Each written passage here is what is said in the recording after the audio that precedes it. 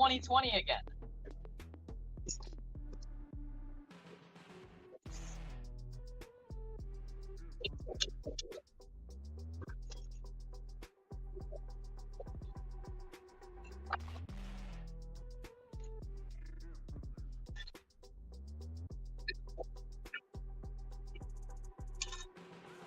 A microphone?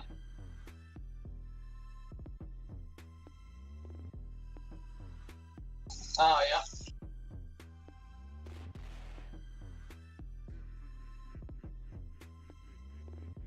I gotta plug it in?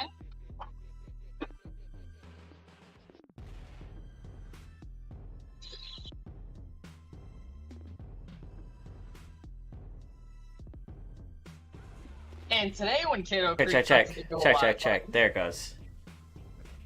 There's only doors in PoE, no monsters. No monsters, only doors.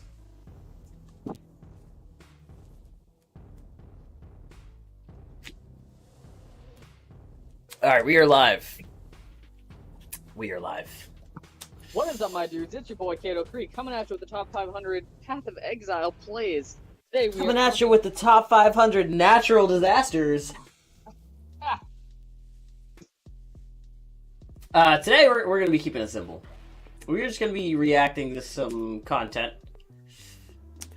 Is this the end of PoE? I don't think it's going to be the end of PoE, but we'll see. Is Diablo 4 gonna end the Path of Exile? Let's see who's done videos. We got Asmongold's, Zizarans. Wow, I'm third on the list.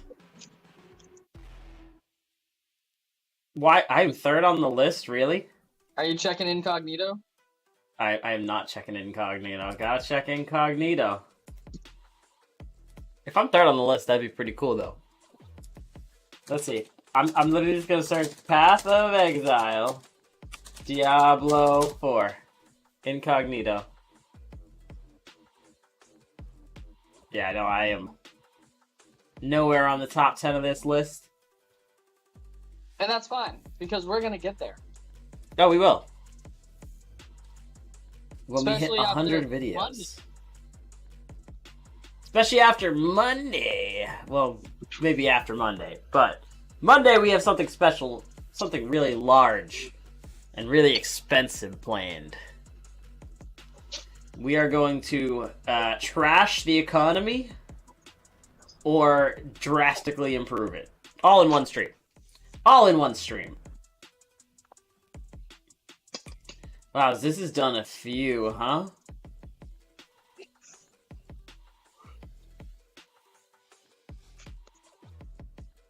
Who is DS Lily? I have never heard of her. Oh, you know who DS Lily is. DS stands for Don't Sleep. And she's the one that was chanting a mage blood and goes... Oh, yeah. Oh, that's cool. Gets a mage blood. Oh, that's cool. I feel like I've never seen a video by her, though. Initial review. Empyrean did one. Who else did you say did one? I thought you said there was a few. Kripparrian. Yeah, I'm not seeing Kripparrian. Kripparrian's the big one. Just search KRIPP. Diablo 4 Crips. How good is Diablo 4?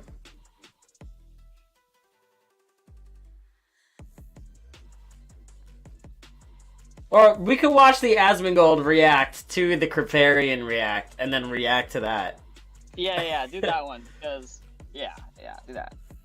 Because Asmongold brings up all his own points during that one. Yes, that works. That we can do. Oh, God. Stupid ads. Do we do the... I think we do this one. Now... Where do I put the floating head? I'm just wondering if it's going to be in the way somewhere.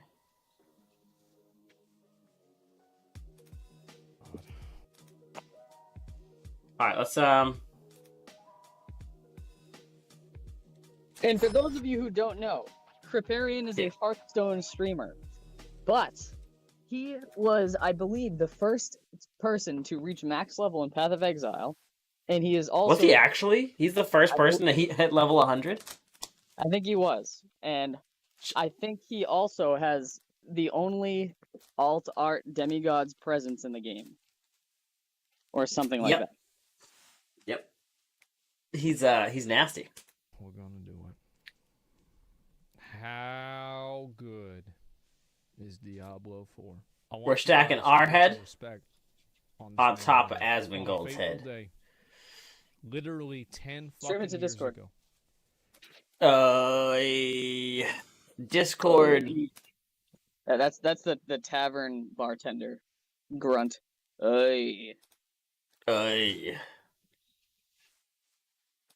right.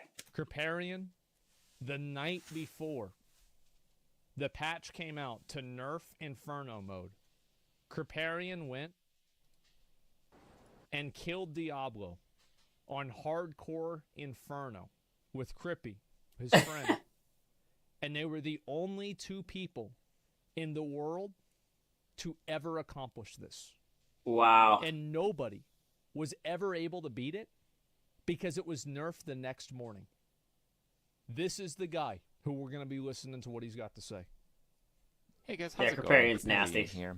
Today I want to talk It was to you so about hard Diablo they couldn't 4, beat it, so they were forced to nerf it. But the day before, Crip was like, a bit of history my of me beard. with the Diablo Yeah. genre, what you can expect out of Diablo 4, my experience, and before all of that, I want to give you guys a bit of history. So, I love the Diablo genre. I actually quit my job and became a streamer, full-time YouTuber as a result of Diablo 3 coming out. I remember. A bit more on that later. However, over the years, he played the beta so much, and then like Athene goes into a fucking voice call on Skype with Kripparrian, and Athene's trying to fucking slap his dick around, right? You know, talk about how good he's gonna be at Diablo 4 and how good he's gonna be. Bro, Kripparrian did not even take him seriously. Wow. He didn't even acknowledge the fact. And then Kripparrian went on to just completely blow him out of the fucking water. Has been 11 years I remember since I've that done call. this now. I was Thank there. you for supporting the channel and the stream and all that in that time.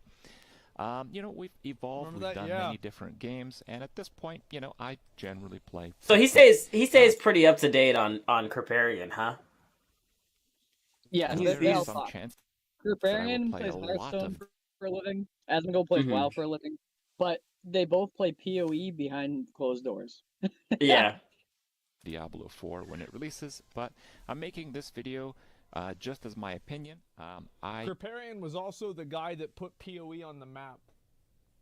He for anybody who played PoE back in the day, you probably heard about it through the grapevine through Kripparrian. That's how I did. I have a video of myself talking about the Path of Exile closed beta, and I even acknowledged that I learned about it from Kripparrian. And it's from like 2012, 2013. I'll have to put it up on YouTube somewhere. I think I can make this impartially, unbiased. Sure, I would love to see their first run through Path of Exile. Diablo community teams and all that, but it's not like a sponsored video or anything. You know, I probably won't play Diablo 4 full time, and I'm generally not too reserved to call stuff out as I see it, despite what bridges that might burn. It is what it is. So keep that in mind as you see this video. Now, I just want to give you guys a quick history of me playing Diablo games, and I'll tell you quickly what I think about Diablo 4. It is what it is. And then I'll give you guys the full rundown. It's going to be a long video. I do these videos one take. Every video on this channel is done in one try in the intro. I'm pretty good at it. And there's no like... Where do you think I got the way I did my videos? Because the reason why I did them in from Kripparrian. Second take, trust me. Yeah, I never wanted but to I edit. do have a few notes in this one particular video because there's just so many topics to cover. I only wanted to make this video if I felt comfortable that I understood the game well enough. And I'm making this video after having played about 40 hours of the 3.5-ish weekend that we had to play the Barbarian, the Sorcerer, and the Rogue class in the first open early access beta. I don't know what they're calling it, whatever. Yeah. So I do feel confident that I understand the game as I played it. Now, that might not be the game as it is currently in development. What we're playing might not be that recent to where they have developed the game in terms of actually releasing it 2.5 months from now. But it's all we got, so my opinion is based on that. Yeah, of course. I played Diablo 1. Why, how old was this? How old was the original video? This is not long ago. Let's go search it. Out. It was. I thought it officially released like a month ago or a couple weeks ago. No, it was still in closed beta. A wonderful experience. It really blew me away about the depth and what a video game could be, and it was the first. I never had the opportunity to do that. Mom saw Diablo on the fucking cover. She's like, Dove Men invited dermatologists to test. She's like, Dove Men invited dermatologists. Dude. Gotta mute it. Gotta sit here and listen to the mute. Alright, we're 4 ads into the day, and I'm not getting paid a dime. I think I'm gonna buy you a game. The devil's right on the cover of it. I'm not buying you a game. The devil's right on the cover. I don't want you playing that fucking shit. So I never played Diablo 1 or Diablo 2. Game I actually played online. I have to imagine it was one of the first games you could play online as a result, and it was a really good game to play online. Warcraft you could 2, talk to other players, you could PvP them. It was a really mind-blowing Alright, but they're forgetting about RuneScape for me. In a way, that really 90s. did change my life in a really big way, and somehow I end up here and you guys get to hear my opinions about Diablo and whatnot. I actually played Diablo 1 a lot. I played multiplayer a lot. I had the goal to get to max level, which was 50, and I was closing in on it, but I was, you know, a very young kid at the time, so I was telling people about how great I am online, and someone hacked my character and set it back to level 1. Hacks were very common in Diablo 1. I tried to do things legit just to prove myself that I could, but, you know, that's not what ended up happening, I guess. Oh, well. Because, you know, like, somebody heard him talking shit about it, you know, in, like, middle school or some shit. Yeah. Like, you know what? I've had enough of this. I'm sick of hearing this. I'm going to get on this kid's account, and I'm going to just fuck it up. I ended up getting Diablo 1. I had one of my Xbox accounts hacked back when I used to play competitive Halo. And, luckily Microsoft is pretty good if you get hacked with getting your account back and all this other stuff. It was like a month-and-a-half process, and when I finally got my account back, I had 3 new games that this guy had purchased on the account. Using his own credit card. I got his credit card information. It was like hitting him with the Uno reverse card. I was going to say, was it because you were running your mouth? Yeah, probably. Probably. With my friends from middle school, and it was really a wonderful experience. Diablo 1, it's been decades since, and yet it is a game that people can play today and still enjoy parts of it. It's really unbelievable what they came up. Diablo 1 really defined the genre of ARPGs, Maybe I should play that one day. Diablo 2 really perfected it. Diablo 2 has so many systems that were a slam dunk. The itemization of Diablo 2, the pacing, creating complex characters, simple to start, but really difficult to master. Yeah, I'm going to play Diablo 2 Resurrected after the Diablo 4 beta. I'm going to play through it. I've never actually played through the campaign. I'm going to play through the campaign just to say that I've done it. PvP was actually possibly the best PvP in any ARPG.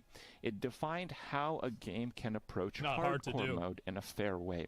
And so many of the early concepts of Diablo 2 actually were taken when development of Path of Exile. And in my opinion, Path of Exile is kind of the game to beat in the ARPG space right now. Anyway. Aside from its PvP. And Diablo 2 was really... In terms of, like, for ARPG enjoyers, like, serious ARPG players, absolutely, PoE is the game. It's the gold standard. An absolute masterpiece. Honestly, Diablo 2 was the game that Diablo 3 was being compared against, not because it was just one number higher. It was the one being compared against because when Diablo 3 came out over a decade after Diablo 2, Diablo 2 still at that point in time was the benchmark for ARPGs. Today, I think, in my opinion, I think the benchmark is Path of Exile. So it is a little bit of a different story. Diablo 3 came out, and Diablo 3, I feel, was one of the most ambitious projects Blizzard has ever taken on. It is a game that hyped me like no other. If you guys remember Jay Wilson talking about how their developers and their game testers tried to barely beat the game on a certain difficulty, and then they doubled it. They doubled the numbers of that difficulty, and that's the difficulty that you could expect in Diablo 4. And Diablo 3 means, yes, and it was true. Inferno was completely fucking overtuned. Diablo 3, I mean. And coming from that's the fun part, right? Raider, where balancing was actually pretty spot on in so many raids, and somehow still is to this day. This was such a hype moment. This was so exciting. I know we meme about it. I know it's a very memeable moment, but as someone who had the goal of actually just taking on the game, knowing that there's a goal out there, knowing that there is a nearly impossible challenge ahead, is a really exciting moment. Diablo 3 tried to change everything in significant ways. It tried to change mercenaries in different ways. It tried to change characters in very different ways. Everything scaled off of weapons. Everything multiplied everything. They tried to change that in a different way. They tried to revolutionize trading with the real money auction house. That was crazy. I remember whenever it came out, and people were like, dude, so you can make money playing a video game? Wait, what? You just spent $7? You know, Diablo 3 was an incredibly ambitious project. However, I think it released undercooked. A lot of the mechanics weren't fleshed out. And it never got cooked, by the way. A lot of the mechanics were left out of the release of the game. Like PvP. And a lot of these crazy ambitious ideas where they tried to The thing that's different about a verb 5 ads in! Damn, Asmongold's making money off me today. RPG as people play it, well, a lot of them just didn't really work out. It's hard to say they were bad ideas because at the time I was they were bad ideas. Really, it really piqued my interest. This could be a really interesting thing. They were real bad money ideas. auction house. I mean, Yeah. I don't know if I really want to pay real money for items, but I remember one time I think Kriparian sold like a blue item on the real money auction house for like $200, and somebody bought Oh my god. People like on the first week at the real money auction house, they were spending all kinds of like fucking stupid amounts of money on like random shit. it's never been done before. I want to see what it's going to come to. Yeah. So Diablo 3 was a really ambitious project. Almost everything they did didn't work out better than Diablo 2, Including in my the opinion. game being And one of able the to turn worst on. things in Diablo 3 was... Dude, but imagine being like a kid playing Diablo 2 and listing like random items for stupid amounts of money, and now all of a sudden you have to explain to your parents where you got $1,000. I'm sure that happens somewhere in the world. If it was you, hit me up. You're just like, I sold the sword. They're like, what? You what? Yeah, my blacksmithing is max level. What the fuck are you talking about, Timmy?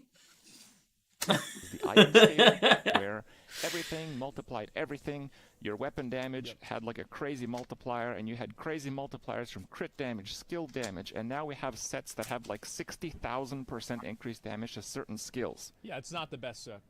It's if you have itemization at that level and you're doing literally quintillion damage, you're gonna have problems, and Diablo 3 has always struggled to deal with those problems because it had those problems even at the beginning. Because you had like all of this multiplicative scale, like you had attack speed, critical strike chance, and critical strike damage, where the value of one was multiplied against the value of the other two, and then you also had weapon damage that was like a base multiplier for those three things to multiply off of. It was crazy. Core of the game was just really sounds like hard to PoE. work with. Diablo 4. Kind of, but in PoE there's you've an been watching order. a few It sounds minutes like of in the video. Diablo 3 it was just like everything multiplied against each other. Yeah. I'm just going to hit you guys with it. What do I think Diablo 4 is? How good is Diablo 4? Out of 10, Crip, tell us. Well, if what we were playing I love that this people last are just weekend guessing in the comments. is where they currently are with development, more or less. Yep. Knowing that the game is going to be fully released for console and PC and whatever else in 2.5 months from now, I think the game will launch and be about 6 stars out of 10. That's kind of where I Wow. rate it. Wow. Now, with that said, I think it's important to note that a lot of that comes from the fact that I think That's a low lot number. of mechanics in this game just need a little bit of work. But it needs to be very smart work. All right. Like, there's a lot of mechanics that are really rough, kind of unfinished, I would say, have serious problems. And some of them can be fixed fairly easily, and some require quite clever solutions that I don't even have right now. And I think all of that, because the overall system of Diablo 4 is complex, will take some time. And I certainly think it's going to take way more than 2.5 months to get the game to that point where it is a masterpiece. And I do think that...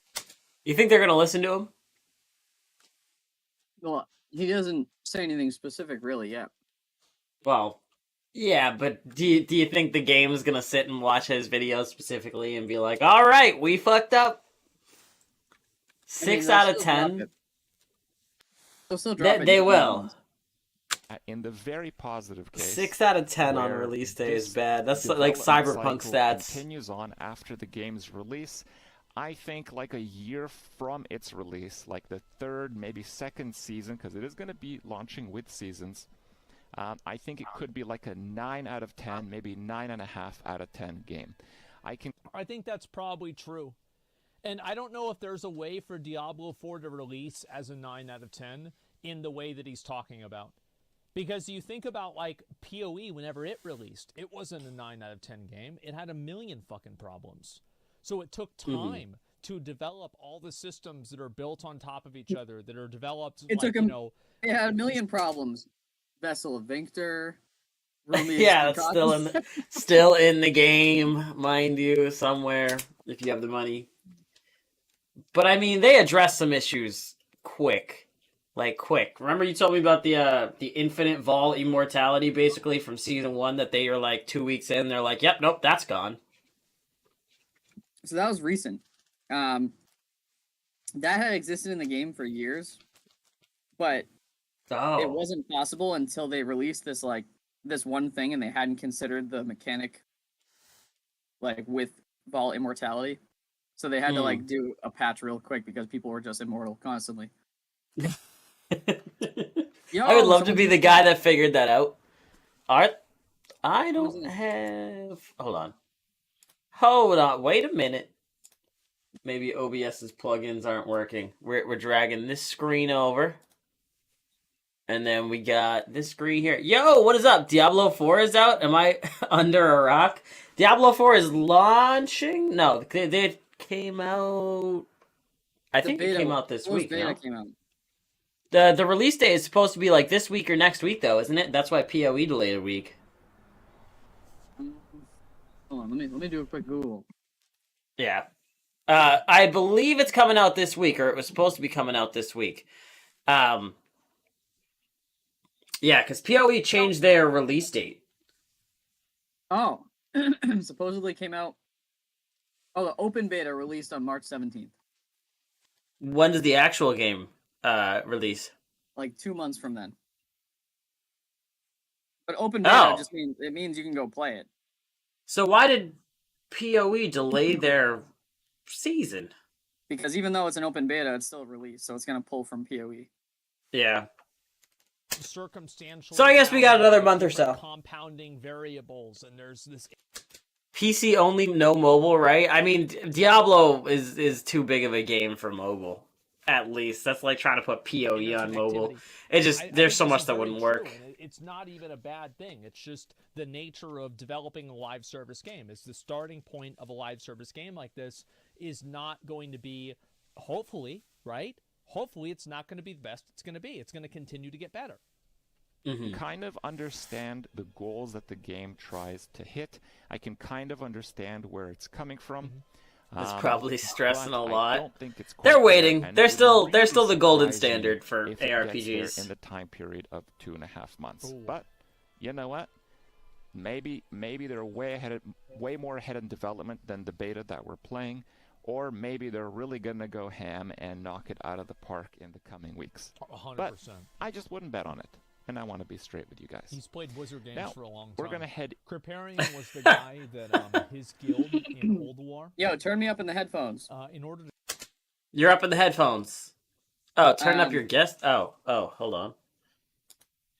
You sound good to me, but unless he's talking about the video, yeah, you're on 150% volume. I guess we could push up to like 175, $1.75. Speak words. Do you have Discord volume like low in voice meter? No, I don't have a separate. I don't have a separate Discord volume and voice meter. I only have banana, not potato. Ah. Yes, sir. I have microphone in, PC I got in. 2 sliders. I got 2. Well, I got 3, but the third is not really being used. Yeah, I get 3 sliders for input, anyways. Oh, it's a video. LMAO might be. Oh, so he wasn't talking about you. He was talking about Asmongold. They had a paladin. I can turn the video volume up. Healing himself. Imagine Asmongold is my guest. I actually can't. The video's all the way up. The room that would aggro the ants from Yogg Saron. Oh my god, rewind this. This is hilarious. Delete the fucking ants. Hopefully, it's not going to be the best it's going to be. It's going to continue to get Yeah, better. we'll recap this. Kind of understand So, the goals that the Asmongold game talks tries about to hit. how crazy Crip used to be in World of Warcraft because he played that too. Mm-hmm. So, and he was like a world first raider, like trying to compete for the world first raid completions. Yeah. So listen to this shit. This is so funny. Go ahead. Gotcha. I'm getting back to the show soon. I do 11 a.m. Fridays, but I have some great ideas for a bigger show. You should message me some of those ideas. Coming from, but I don't think it's quite there, and it would really surprise me if it gets there in the time period of 2.5 months. Ooh. But you know what? Maybe they're way more ahead in development than the beta that we're playing, or maybe they're really gonna go ham and knock it out of the park in the coming weeks. 100%. But I just wouldn't bet on it, and I want to be straight with you guys. He's played Wizard games Now, for a long time. we're gonna head. Kripparrian was the guy that his guild in Old War. In order to kill Yogg Saron, who's one of the world first guilds, they had a paladin with righteous fury healing himself outside of the room that would aggro the ants from Yogg Saron outside of the room and delete the fucking ants. So he is very, very experienced with this. How do you figure out, hey, I can still aggro from outside of the room? How do you get this idea? So I'd love to invite you on it. It'll be something serious. Yeah, I got you. In World of Warcraft, when we play eventually, there's always like a boss room, or boss area that's very specifically like, oh, this is where the encounter is going to take place. And once the encounter starts, the room closes so that people can't enter or exit the room until the encounter is over. Mm-hmm. And if you ever leave the room before the encounter ends, the encounter will restart. The boss will just disappear and reappear. Yeah. So there was a time where World of Warcraft launched an expansion and forgot to put a fucking door on the encounter room. Imagine being the developer that's like, oh, we fucked up. So what happened was, whenever the boss leaves the room, the encounter resets, right? Because he just disappears and reappears. Yeah. But they forgot to put a door on the room. So he would stand outside the room, right where the door is, and there would be additional enemies that would spawn, that the boss would spawn to make the fight harder. And he would aggro the enemies over to him, and as soon as they crossed the door threshold, they'd disappear. Yeah. That's amazing, dude. Oh my god, that's like the cheese strat in Fallout 4. The first boss I ever encountered in Fallout 4 was Swan. from the Swan Lake, the giant super mutant that you're not supposed to be able to kill until like end game level.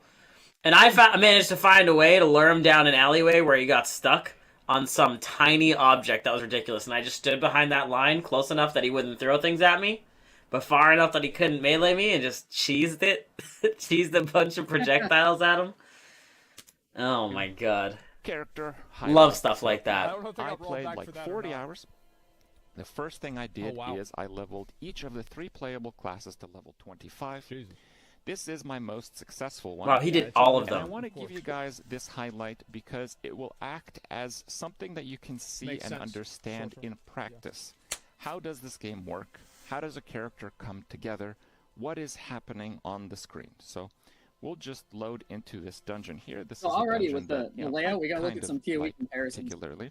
Yeah. And I'll show you how my build works, more or less. Okay. I was looking at the life and mana meters. Around the skill Hydra. It is a skill you will be familiar with if you've played Diablo 2 or Diablo 3, for example. You put a guy down, 4 heads. The 4th head only spawns if I have nearly full health. And to maintain that and a number of other reasons, I protect my life with barriers. Barriers are kind of like temporary life pools. Yep. So I put Hydras down. The Hydras attack. So I will say, even just looking at like the damage numbers and stuff like that, it's a much different mechanic. There's also he's absorbing damage or preventing damage. I don't know how that compares to PoE's armor or evasion or block, but and it works. Seems different.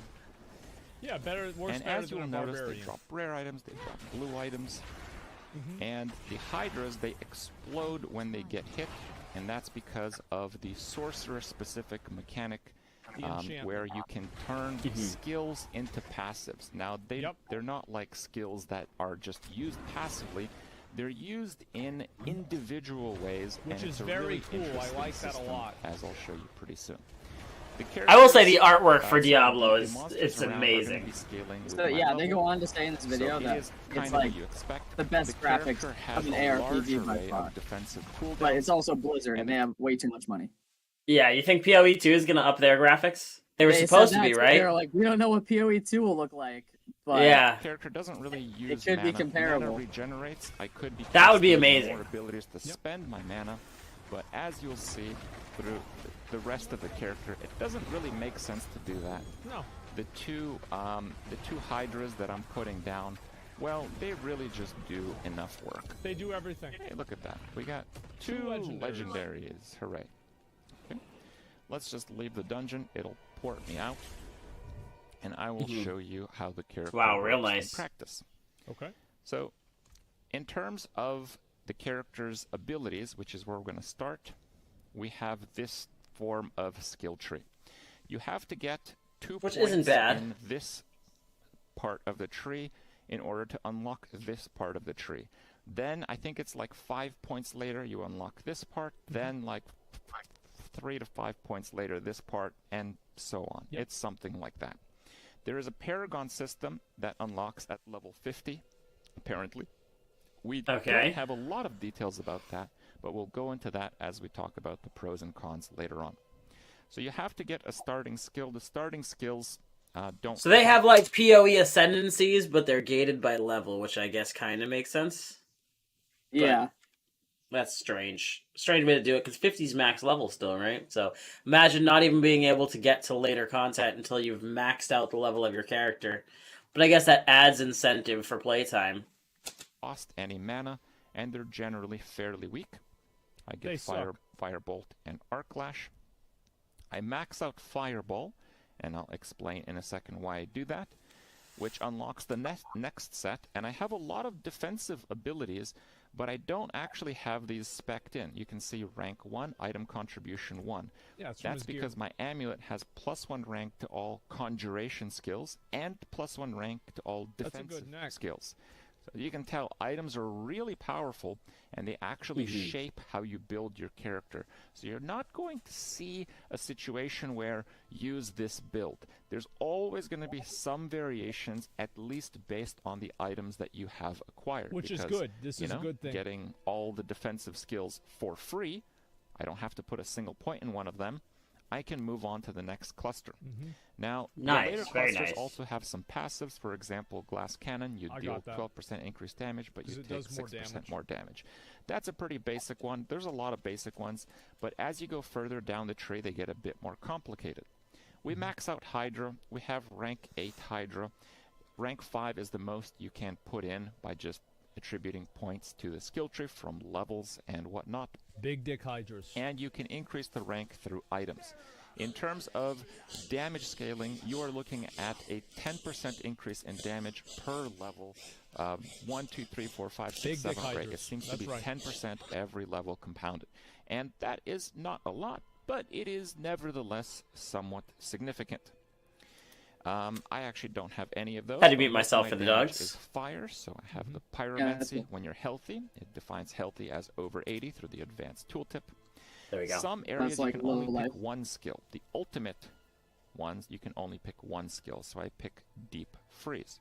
Just have a quick look at the skills. So Flame Shield can break crowd control, and it gives me a 2-second immunity period. You can see this is the unstoppable and the immune. I can't really see the Ice radius Armor, too well. which just gives me a massive barrier and allows me to break a few things. The Hydra skill, as I highlighted in an instance. Deep Freeze is the ultimate. It gives me complete immunity for 4 seconds. I stand still freeze myself, but this actually does a lot of damage, and it's a very good skill to use on bosses offensively, because the boss stands still trying to attack you, and, well, it doesn't do a very good job at that. But it stands still, so your Hydras never miss. I have Ice Blades. Ice Blades are smart. Conjuration, and I only really use them to proc the vulnerable debuff. It's a pretty common debuff, but it's not that common for Sorcerer, so getting 20% increased damage when those do a few hits is very nice. Oh, I should have done that. That's a good idea.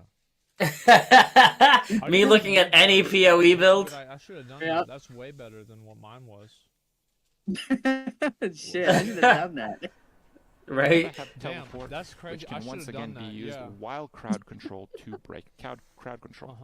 The main advantage with Hydra is that it does quite a bit of damage, but it's mostly single target. You can place it far away, and effectively, because of this mechanic, you have an invincible totem-like creation. You can actually strike enemies 2 screens away, because the Hydra actually 2 screens.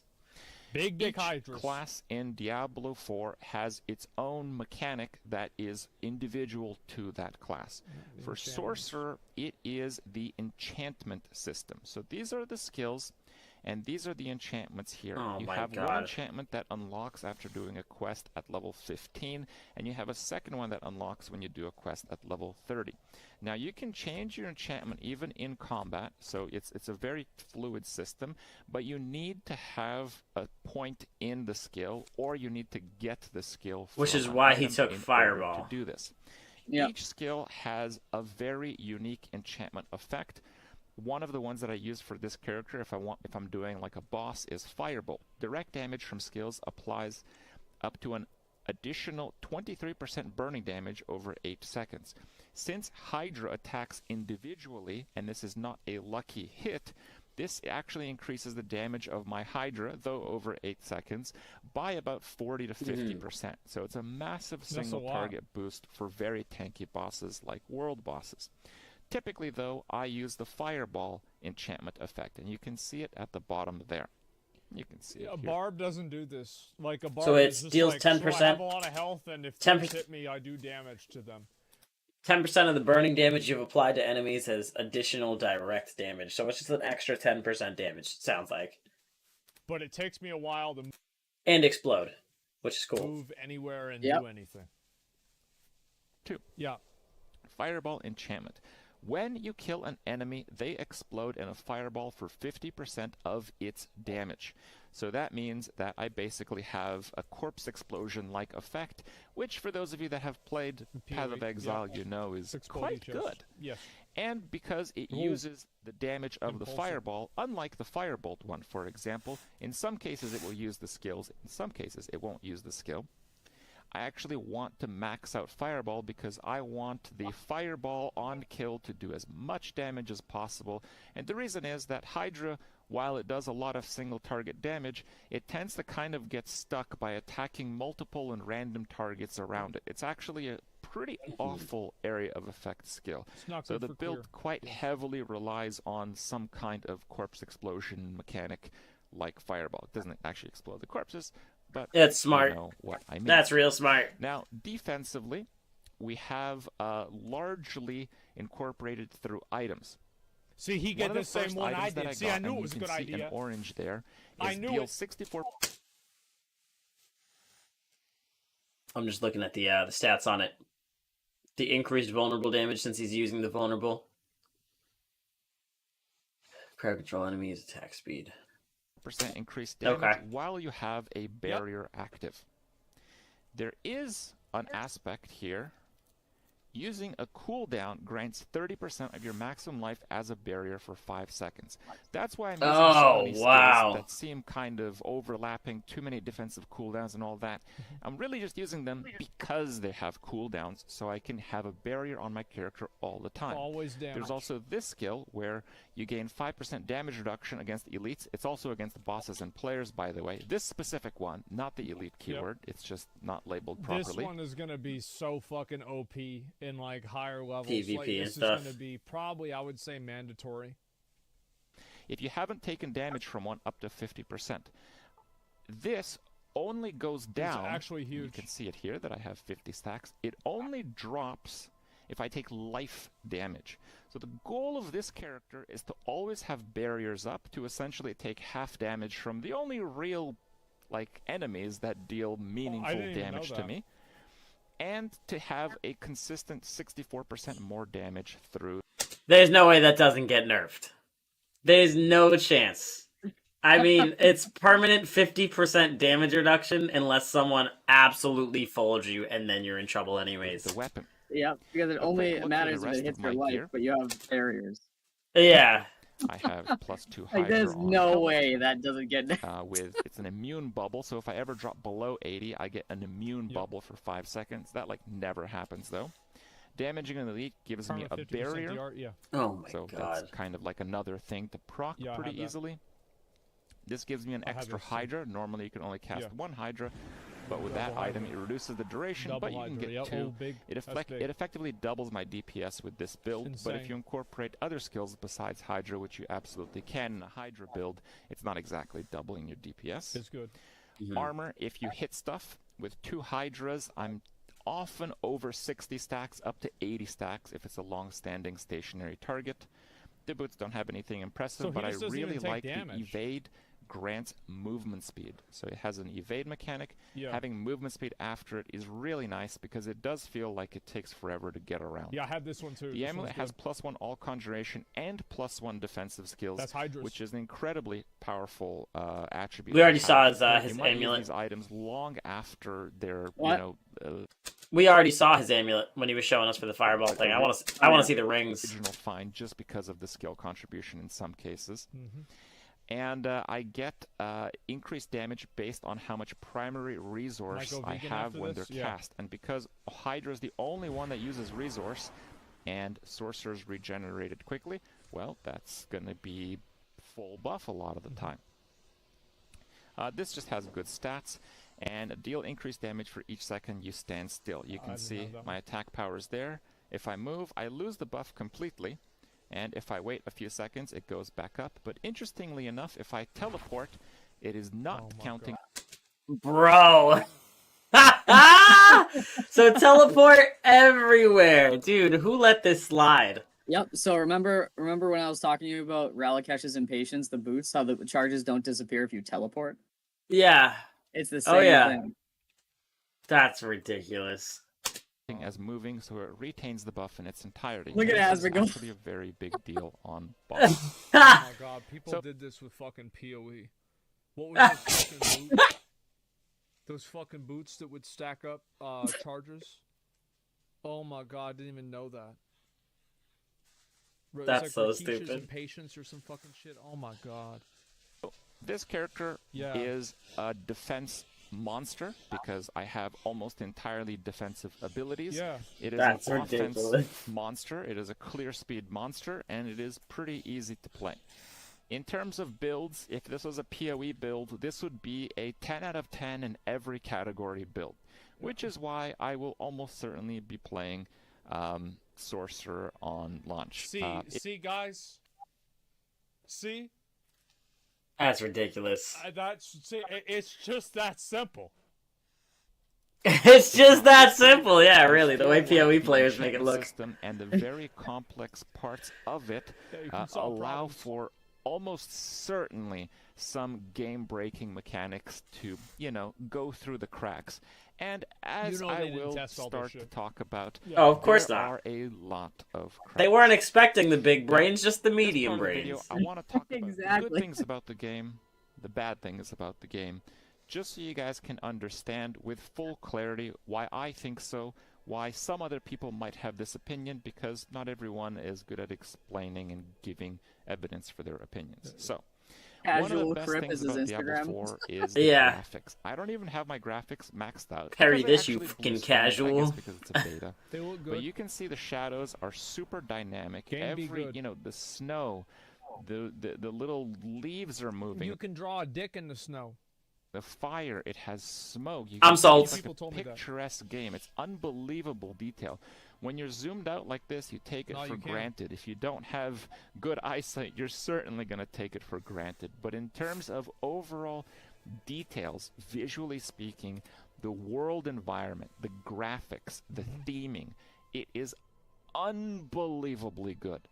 I would say it is, I don't play every game that releases, but it is certainly the best crafted visual game in terms of the gameplay. Forget the cutscenes. I don't care about the cutscenes. In terms of the gameplay, it almost looks like the graphics from Fable. If you ever played Fable, dude, Fable was a lot of fun. I can't wait to see. Allegedly, there's a new Fable in development as well, with no release date or trailers out yet. But there was a lot of there was people who were doing their investigative research about how God, I forget the company behind them, but after Fable 3, they had people leave after they had already announced the Fable VR game that came out and flopped. And after that game came out, they were hiring for, quote-unquote, a big project in a long-running series, which is basically just saying, we're hiring people to work on the new Fable game. We just don't know when it's going to drop. That I have ever seen. Okay, I think it is that good.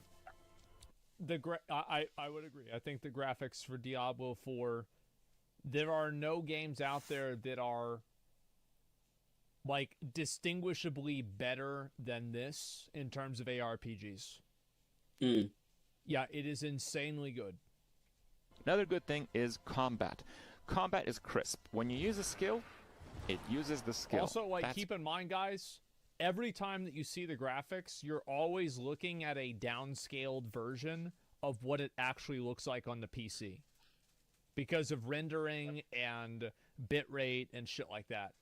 Yeah. Pretty nice. The one thing I have with skills is you can only have 6 skills on your bars, probably to accommodate console players. And Asmongold's like, my 4K monitor looks crazy. Thanks for watching in 1080p. I can tell you for a fact that sucks. Okay, if you want to think about it in a different way, you can actually bind more skills in Diablo 2, okay, which is, I believe, a 23-year-old game right now, than you can in this game. And obviously, that is done because they want to release a multi-platform game, which, as someone who doesn't care that they release a multi-platform game, is a bit unfortunate. I think they could have added 7 or 8. Okay, I think they absolutely could have. Mini games have that. I recently played Wulong. It had more than fuck. Oh, I mean, even flasks. I just realized. Yeah, I mean, even with PoE, if you hold down control, you have a whole secondary row of keys, so you get 10. So the fact they only gave you 6 instead of, like a control or a shift 12. Nope. There's 100% a way to do this. And you can do that. It would have been better. Multiple ways in PoE. You can do shift, you can do control shift, you can do control alt. Oh, so there's more. You could have like 12 skills. 20 skills. Yep. I mean, that's all your sockets, but yeah. Yeah. The combat is great. It's not a case where, you think you dodged it, but you didn't dodge it. There's only one thing that's a bit weird. There's a lot of crowd control effects. And if you use your dodge to try to dodge a crowd control effect, but you just mistime it and it hits you right after you come out of the stun or whatever, then it just burns your dodge in the direction you initially cast it. But if that's like 5 seconds later, you might actually be killing off your character and burning your dodge. So, that's again, a little bit of details. As I mentioned early on, this game is very rough around the edges, but I can see that most aspects of combat are really well done, and they feel very good. The other aspect is character depth.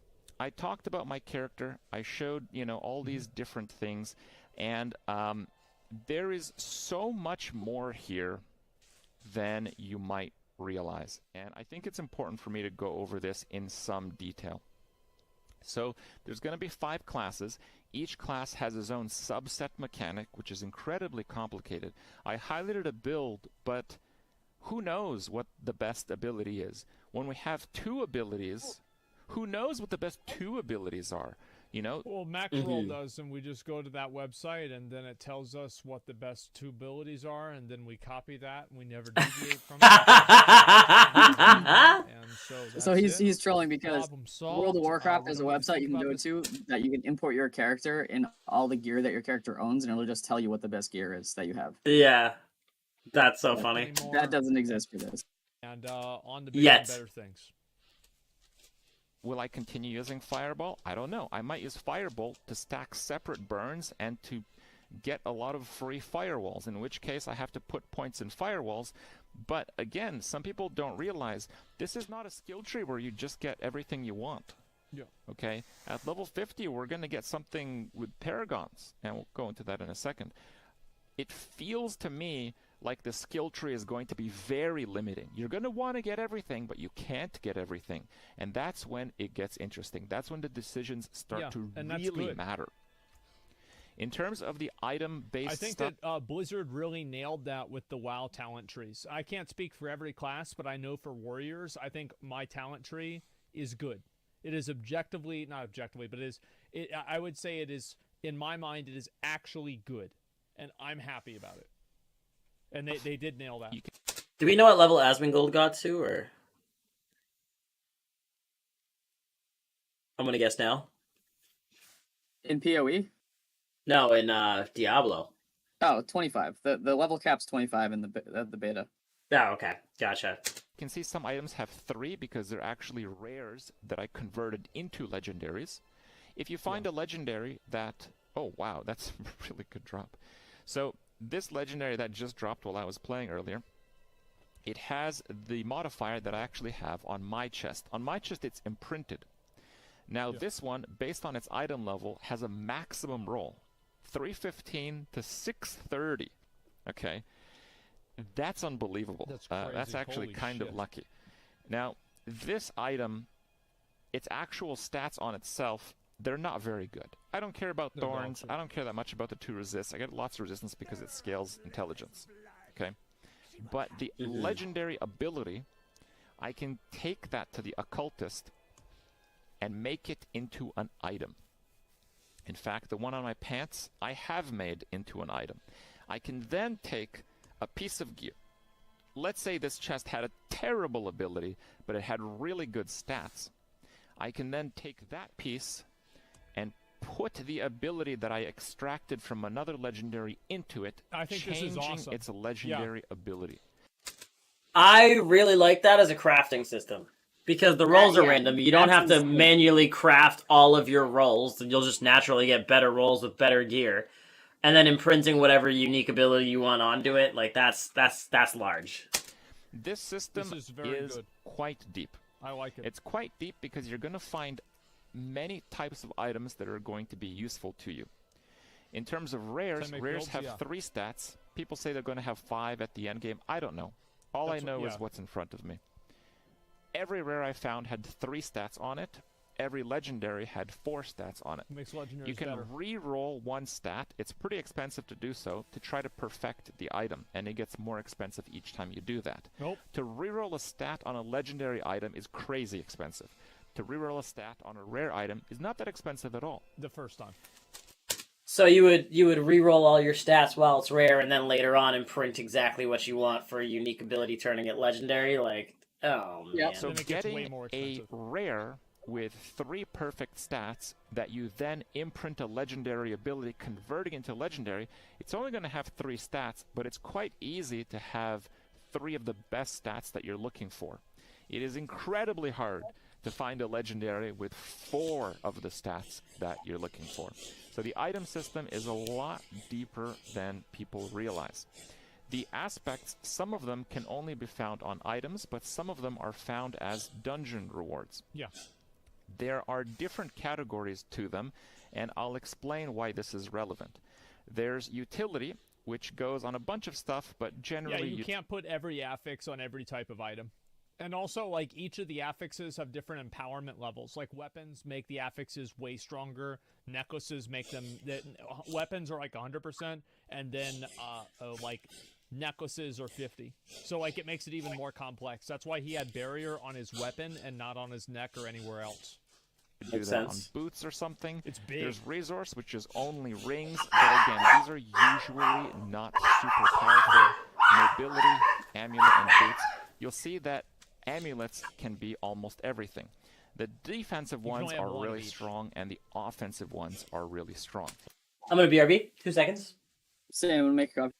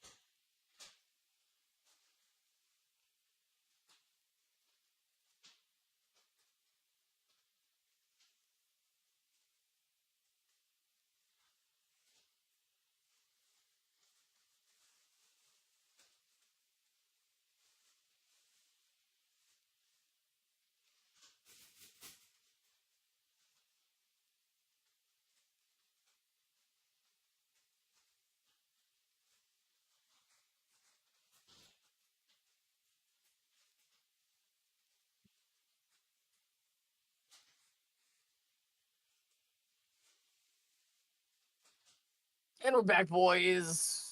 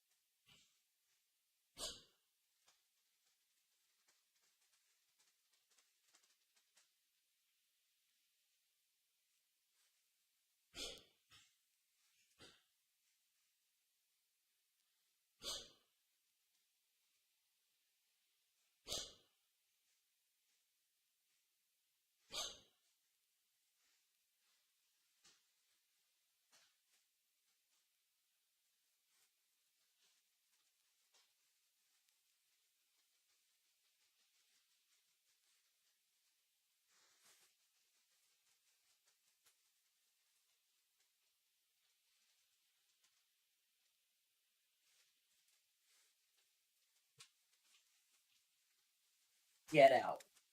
Go. Someone pooped in here. Go. Oy. Okay. I'm back. I went to go make breakfast and someone, while I was making breakfast, pooped in front of my office door and I stepped in it. Yeah, a lot of fun today. A lot of fun today, but I have breakfast at least. And you can see that the amulet is shared between the two. Now, it's a little bit more complicated than that. In effect, there are certain multipliers with their legendary powers that come into play. For example, this here can show up on random legendaries that I find as gloves, amulets, rings, or one-handed or two-handed weapons. I extract it, and then I can choose where I want to put it. But if I put it in a two-handed weapon, it gets double the bonus. So see, I actually think this could make Barbarian ridiculously fucking good at max level, because Barbarian uses two-handed weapons. So you can have two doubly powered... Damn, that's a big boy. 200% additional damage. That's a big boy. That's a big boy. All the time. Not to mention, like, you have that on top of your other two weapons. Really need to be careful which ability I want effectively doubled on my character. Double down. The amulet can have all but the ring exclusive resource ones, which again aren't that really important. The amulet can have both offense or defense, so the amulet kind of becomes the flexible slot where it really tips the scale. Do you want a more offensive character, or do you want a more defensive character overall? And again, the amulet has the power increased by 50% as well. So it's not just one more slot, it's 1.5 slots. And that is a pretty big deal. Now, I've crafted a pretty powerful build here, but we've left out a pretty big part of it. Right. What are Paragon levels? There it is. Well, the short answer is that we don't know. But I found this little article that... My concern is that Blizzard doesn't know. Apparently they said, oh, we're going to show it to you guys after the beta. Hey, don't worry about it. You're going to see. It's going to be all right. But I am worried about these Paragon points. Shows some of the, design. These are Paragon boards, and as you can see from the edges here, this is apparently from December 2021, so... I'd just like to point out they have a blank slot here and then a radius around it, which means there might be equipables that you can put into your Paragon board. A long time ago, not finals, from one of their blog posts, I believe. I believe you link these up. So there's probably some strategies in, one, which Paragon boards you're actually going to select. I don't even know how you find them, how you modify them, how you position them and link them up with one another. Do you want this stuff here? Do you want that stuff there? Do you want that stuff there? Like, these have different colors, so I imagine they do different things. Yeah. And then they have a different UI here, but the core concepts seem the same. And this. People that I've seen review Diablo 4 talk about how it's a more... It's like, you see how this also has a similar field around it, but this is different. Maybe this isn't equipable. More accessible just a theory. Game than Path of Exile. It's, it's a much easier and more approachable game. But then I look at these Paragon boards, and again, this article is from like August 2022. So, maybe this means nothing, but what I see is 3 different UIs of the same concept, and that concept is an incredibly deep and complicated layer on top of an already fairly deep and complicated layer for the rest of your character. Which you don't get to touch until max level anyways, so... I mean, it's more of an end game thing. I don't think all players are going to have to worry about it. So the character depth in Diablo 4, I think, is going to take some people by surprise. I think people really don't understand that this game is a lot deeper, a lot more PoE-like in character design than people think. Now, everything that I just mentioned, the skills, the items, the aspects, all that kind of stuff, another thing that's really good about Diablo 4 is the gold. It is a level 25 experience. It might mean absolutely nothing, but it seems like you always want a little bit more gold than you have, but not that much more. It feels like gold is valuable in the game, at least in the beta that we have, and it is not at all meaningless. Upgrading gear, which I think is good. I am very much an advocate of having gold matter. Yeah, that's good. Changing aspects around, all that kind of stuff. It seems like gold actually has a very thoughtful value that seems to scale as your character does, which is really cool, and I think is typically a pretty ambitious goal to have in a game like this one. Almost always the main currency of a game that's easy to find, like gold, quickly becomes worthless, or the gold sinks are ones that just go away after a while.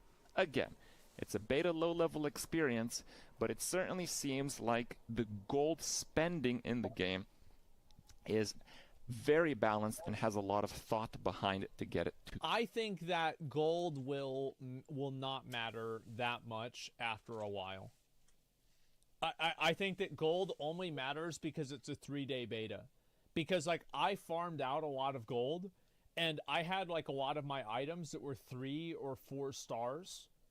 And I knew that like if I had spent probably 5 more hours farming, I would have everything maxed out, and I would have no use for gold other than min-maxing 1 new item. And also, I think that gold won't matter as much because I do believe that the meta for Diablo 4 at max level will be rerolling rares, which is cheaper. Because rares are 5 stat and legendaries are 4. Wow. So I don't know. We'll see what happens. I mean, it could be, but if you're spending that gold anyways, then gold is still going to be important, no? Because if that's how you're doing all your crafts. Yeah, it's also used for respec points. So people are always respecing their shit. Yeah, so I feel like, I mean, eventually at some point you're going to have too much of it if all you do is play nonstop, but it'll always have a use, a purpose, you know what I mean? I don't think it's just going to be irrelevant. I mean, when you get to the point, like even my character in League, I have 340 regrets. There's going to be a point where there's a gold equivalent where you're like, it doesn't even matter. Yeah. I can make 500k gold in like 2 or 3 hours. And then I'm done. And I never have to do it again. To this point. Now we'll get to the bad stuff. Okay. So the UI is, I think, one of the weakest things about the game. The trade menu is like worse than like Diablo 2. Items have scrolls, like I have to scroll down to see the rest of the item. In some cases, especially for weapons on like barbarians, you can't even see the legendary power unless you hover over the item and scroll down. You can't see the items if you hover over them quickly because there's some kind of like transparency transition. And you're like, who cares, Crip? Well, if I clear this dungeon, I'm gonna have nearly a full inventory of rare and legendary items. And as I just talked about, rare items have value. Yeah. I actually really want to know which rare items I'm going to find that have not even 3 stats I'm looking for, 2 stats that I'm looking for. And reroll the I actually need to look at the items pretty quickly because I don't want to spend hours looking at items after I do a dungeon. Yeah, so they should have a way to like automatically fucking delete items that are 3 stat at max level. Or in the options, turn off inventory animations. Or item filters. Loot filters. Let people have loot filters. Search for exactly what you want. It doesn't seem like the item system in this game is as complex as PoE, so I feel like loot filters would be way easier. Yeah. Like, in my opinion, 4 stat items. Because, like, the only ones you'd really want past, like, the first few days is like 5 stats. So it's really not good, okay? Look. Everybody in the comments is saying loot filter. Overlay, it's this tiny thing. You can't really zoom that in or out, so you have to use the general map key. When you have the map key up, you can't see your health bar on your character. You can't see your character in any way. He's complaining about the same thing that I think it was DS Lily said, that like we need like in PoE you press tab and it shows like the overlay and it's like transparent over the actual game. We 100% need this in Diablo 4, and there is no value in not having it. Screen is horrible. If you have 2 different zones of quests that you have to go to and you track one, they're the same color, so you don't even know which quest you're targeting and where you need to go with that. That's a shame. That's an easy For fix, a game though. as visually stunning as this, the UI is surprisingly weak. I think quest tracking is better. I am not at all pleased with the UI in this game. I think it needs a lot of work. Other aspect, I personally didn't give a fuck about it, but I think everything that he brought up was totally true. People are saying it's a mobile UI, so is there going to actually be a mobile Diablo 4? Well, there's Diablo Immortal, which is mobile. Yeah, but they didn't just copy and paste, did they? Hopefully not. The mousing over the items thing is actually really big. Is the game costs a lot of money. A lot of money. I'm not going to get into all that kind of stuff, but as a Canadian, I believe the cheapest I can buy the game for is like $80, right? $79, like $80. Almost. I just wouldn't. PoE is free. Same US currency. No, right? PoE, how is this game free? But see, and then you get to complain about something in PoE, and everyone's going to tell you no bitching, free Chinese game.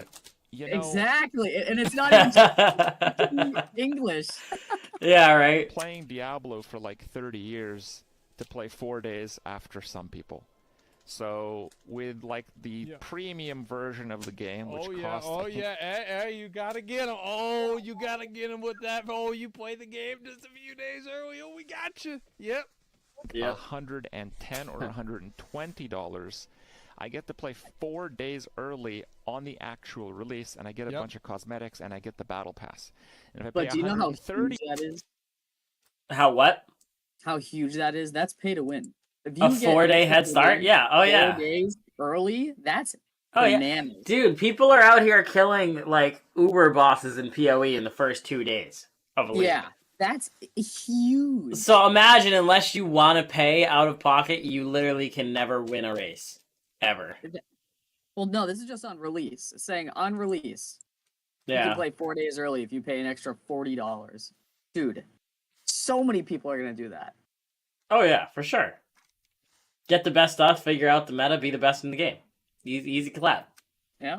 $30, I get all of that, some other cosmetics, and 20 accelerated levels in the Battle Pass. Now, they've been pretty clear, and they've said that the Battle Pass has only cosmetic type stuff, but yeah, I don't really know if that is going to turn out to be the case. 100%. My god. I hope it's not, because if it's not, I can make so many YouTube videos farming outrage about this, it's going to be great. It's better for me if Diablo turns into being pay to win. It is so good for me if that happens. In one post, again, fairly early on. Have you ever noticed that this entire time Asmongold's camera is focused on his microphone and not him? So maybe it's not true anymore. Really hope they said there's going to be XP potions in the... The focus of Asmongold's camera is on his microphone and not him. He is slightly more blurry than his microphone. Lol. Free part of the battle pass, but if I'm getting 20 levels, I don't know. Now, is it 20 levels in the premium version or 20 levels in the base one? That's a very good point. Haven't said anything about that in quite a long while, so maybe that's not even the case. You can craft XP potions, so with like nothing, they're almost it's like 5% XP. But you know, you can. So maybe just getting one more XP potion in the battle pass is effectively meaningless. Yeah, maybe. It's tough to say, but overall, they're really milking this for money, okay? Yeah. Blizzard's a public company. They're worth like $70 billion. Microsoft wants to buy them. This is going to be a for-profit game. It might not be a pay-to-win game, but it is going to be a for-profit game, okay? People criticize like Lost Ark because it had like early access, but Lost Ark, when it came out, it was free for everyone. You could say that. How much was Diablo 2 whenever it came out? Like $60. It was like $59.99. Yeah, how much was Diablo 2 whenever it came out? Everyone's saying 40? No, it was 60. It was $40. 40 USD and 60 Canadian dollars. Okay. and 60 Canadian dollars. Okay. So let's see how much it is with like a fucking inflation and shit. What year did it come out? Diablo 2. I was gonna say it was early 2000. Diablo 2 came out in the year 2000. Is that correct? Okay.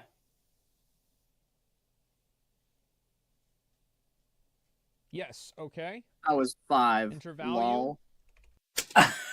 Same. $40. Calculate. $67. We're getting milked. Oh, we're getting fucking milked. It's $2 extra. Blizzard's is stealing. $2 extra. $2 extra fucking dollars. I can't believe this. It's Bobby's World after all. I knew it. Fuck. So yeah, there is that. If this game is going to be successful, it's going to have seasons. I don't imagine you're going to buy seasons, but if this game's going to be that successful, it's going to have expansions. It'll have battle passes, and you buy the battle pass for the season. And let me tell you... Well, it's actually $12. It's not $2 more. It's $12 more because it's $79.99 in Canada. Oh, and I guess that's you're true. Paying for the game now, you're probably paying about that much for any expansions that Diablo 4 is going to have. And yeah, I got a feeling it's going to be a... Oh, man. You gotta buy them triple downs to get into that expansion. Destiny 2's brand new expansion. Yeah, $40 more. Come on, cough it up. Yeah, cough it up, boys. But at least Destiny 2 is good. Dude, how is PoE free? Every expansion, every league, free. How? How? What would you do if PoE came out and they're like, listen, we've got this crazy expansion, but you gotta pay like $20-$30 for it? Would you do it? If it was crazy, would you do it? They might do that with PoE too. Wow, really? I don't know. Damn. I don't know, but like if PoE 2 is pay for each league, nah, I'm playing PoE 1. Free 99. Dude, how is this game free? They come out with new content every 3 months. Oh god, and it's a lot of content too. They're working round the clock. 3 months. World of Warcraft comes out with an expansion like every 2 years. But their supporter packs do be pricey though. I mean, we were talking about it in Guild the other day. The last time they did an expansion pack for the Voidborn Reliquary Key, they made like $1 million, right? Oh yeah. It was like 900,000 or something stupid like that off just supporter packs. Just the last cycle, they sold like 200,000 in supporter packs for that key. Yeah, that's stupid. That is so stupid. Oh my god. Canadian video game. Fuck the battle pass model. That's what all games need is free everything, free cosmetics, free to play. But there's a supporter pack that gives you some cool shit. Yeah, paid cosmetics. Paid cosmetics. Well, sometimes free cosmetics. Gamer on the internet like myself, it doesn't really bother me that I'm paying $100 to play this game. But understandably, for people around the world, that is not even close to the same. So, yeah, there's like plenty of people in like fucking some of these South American countries where it's like this is the equivalent of like somebody buying a new gaming PC. It's absolutely insane. So, yeah, that actually does really suck. One other part that I think is extremely weak and really needs to be addressed immediately is dungeon mechanics. Yeah. The end game, as far as we know, as far as they've talked about it, has to do with Nightmare Sigils, which is effectively upgrading the dungeons that you already run as you're playing through the campaign. Yeah, like map affixes and shit. People in the chat are all talking about how much it costs them. And like price comparisons, and if you look at some of them, they're really good. Like this guy with the 130 you can eat for an entire year in South America. That's what the game costs in South America. The same as eating for a year. In Poland, ultimately, it's 500 PLN. I don't know what their currency is. And people on average make like 4,000 a month, so it's like a quarter of a monthly salary. That's crazy. That's insane. Like maps in Path of Exile. You make them harder, they get like higher level mobs and all that, and you get better loot or something. I would imagine anyway. I would hope so. Now, what that essentially means is that you're going to be running the dungeons that you're kind of running right now, just with higher difficulties, maybe significantly higher difficulties. While the difficulty might be good and all, the actual mechanics in the dungeons are horrible. They are not fun. And if it is the core of the endgame of Diablo 4, we don't know if that's 100%, but the endgame dungeon, the mechanics for the bosses are horrible.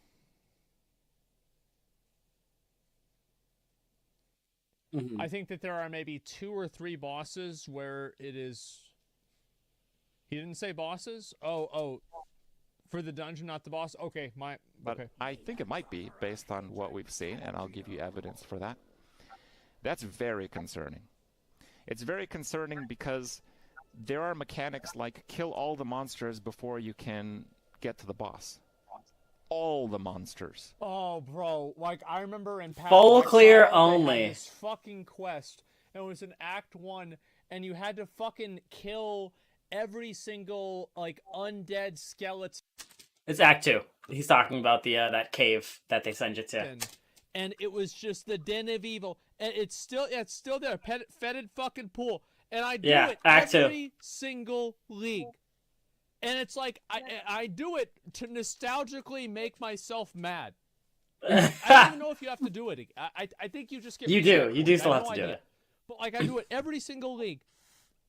And I was like, yeah, I remember this. It means This the was story. fucking annoying. And I was there the first time. I think it just gives respect points. Yeah, it's 2 respect points. 2 books of regret. Like 20 minutes. 30 minutes. Where is he?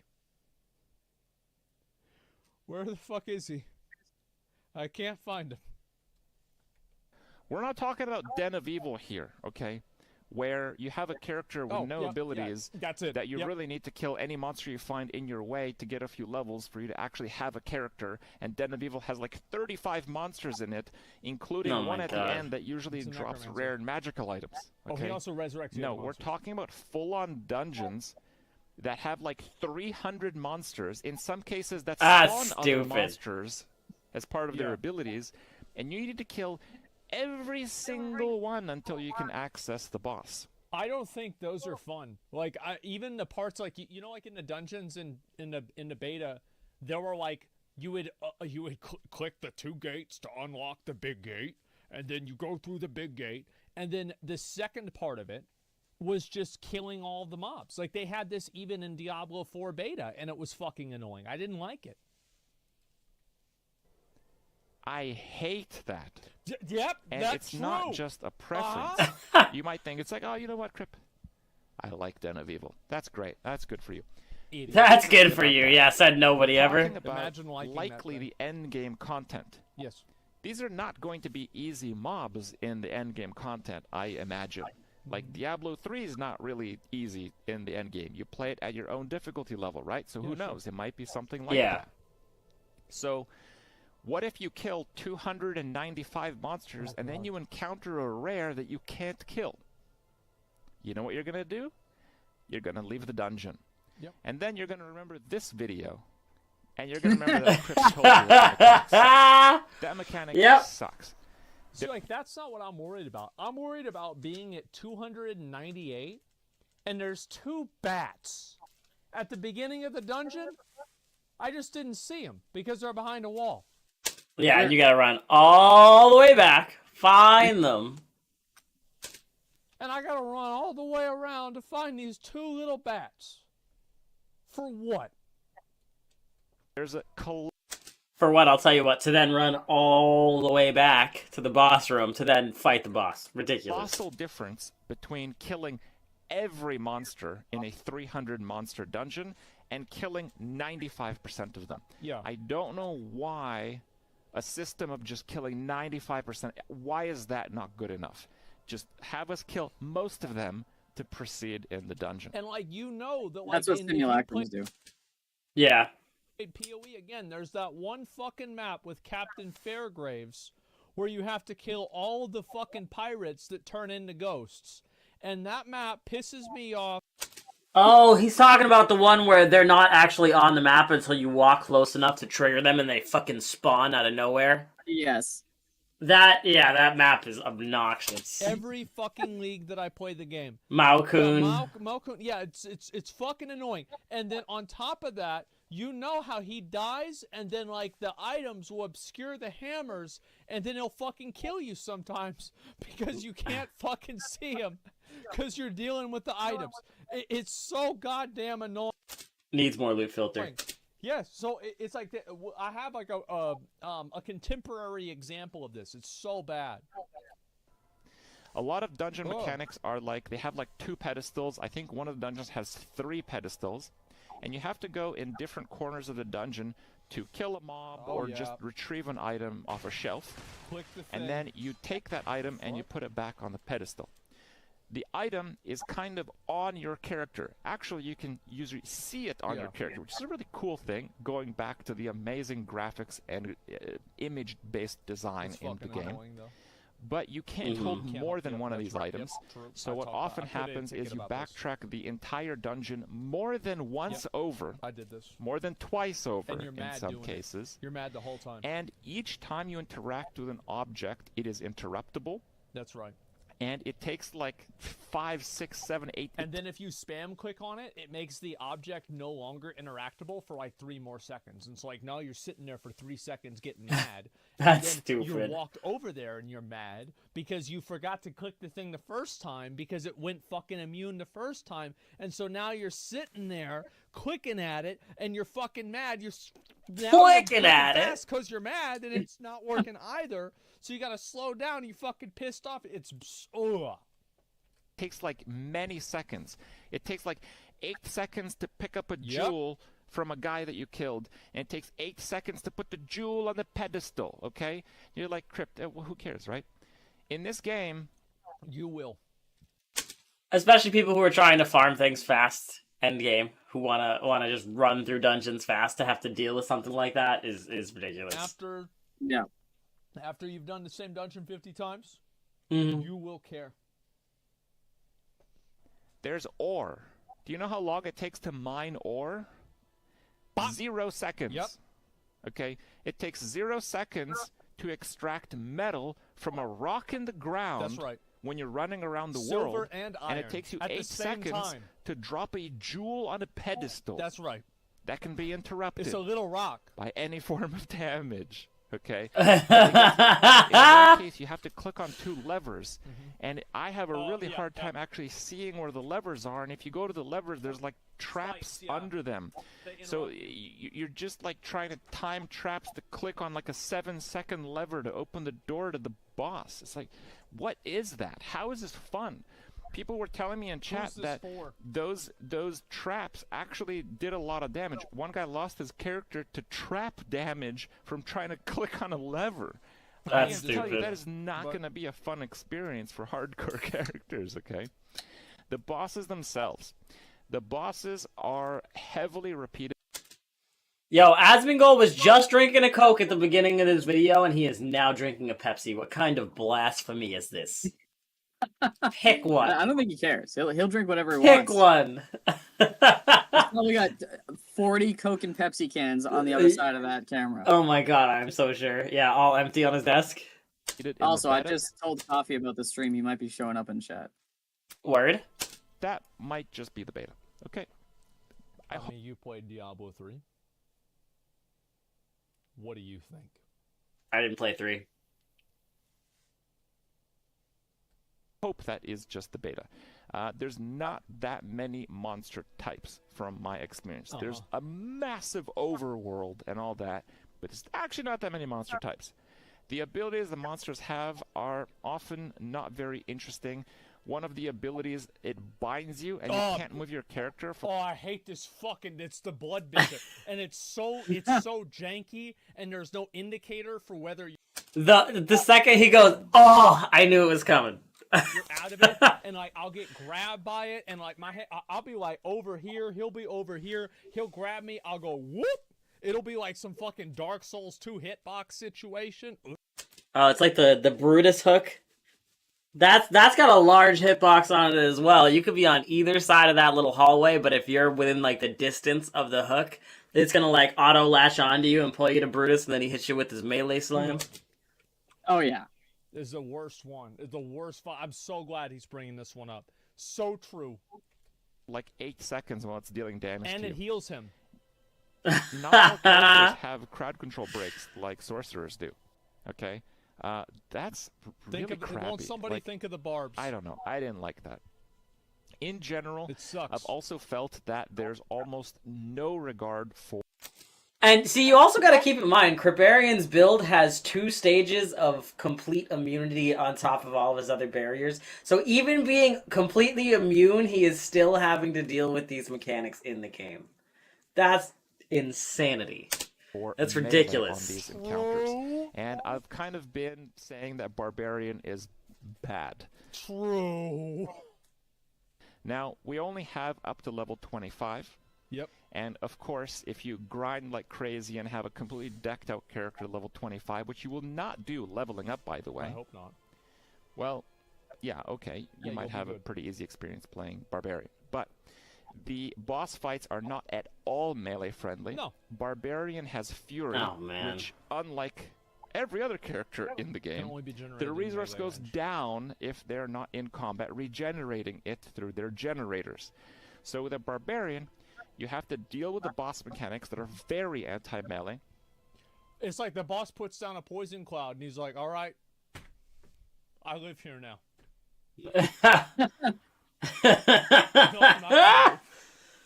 Dude, what is it with ARPGs and absolutely hating melee builds?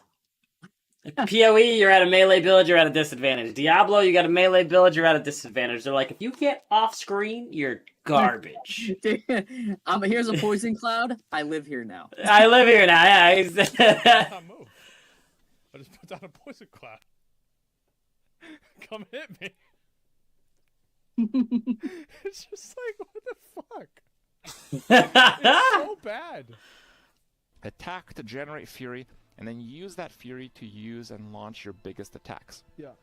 The other characters, Whirlwind. they just use their attacks from range. Yeah, imagine and they don't have to generate their resource.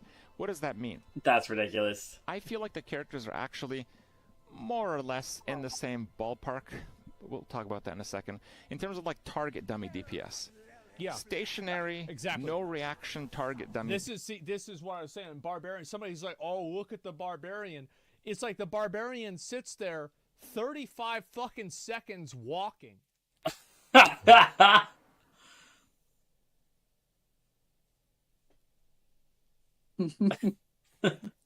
Finally committing to the boss. Bonk. See, look, they're really good. Meanwhile, bro, I already killed it. Like, I went all the way down there. I killed him in 3 seconds, and I'm in the next dungeon. Like, bro, I'm down the road. This guy's on the sidewalk. DPS. But if you consider the real-world example in Diablo 4, some of these boss fights have, like, at best case, 50% DPS uptime. Because you just can't be near the boss. You can't... Yeah, it's not fun. Like, ultimately, like, I don't care about, like, oh, well, it's more challenging and it's harder that way. I don't care. It's not fun. It's fucking... I do like the way that Kribarian just said it, because I don't think I've ever heard DPS uptime as a phrase. So that is a huge phrase in World of Warcraft. That makes a lot of sense, because you could have, like, 10 million DPS, but if you're only able to hit 50% of the time that you're playing the game, then that doesn't matter for shit. You're only getting 5 million. Not 10 million. I never brought it up because it's not really a thing in PoE. Because... I mean, if you think about it, it can be. I mean, most of the time we're thinking about mobs, but if you're talking about specifically bossing damage, there's definitely melee uptime, like damage uptime, that you don't have to worry about with most ranged builds. Well, for the most part, bossing is the same thing, because if Eater of Worlds is facing your direction, he's gonna hit you. It doesn't matter how far you are, so you have to move either way. Yeah, but also, like, think of Eater of Worlds specifically when he does that orb around him and then that imprint on the ground. That's a one-shot mechanic, or I think it might just be a huge slam, the Eater slam, not the tendril slam, but the other one. Yeah. If I'm in a melee build, every time I've gone against the Eater, I have to dash away, wait for him to do it, and then dash back to start hitting. Whereas with, like, my lightning arrow, I can dash away and continue to hit him the entire time.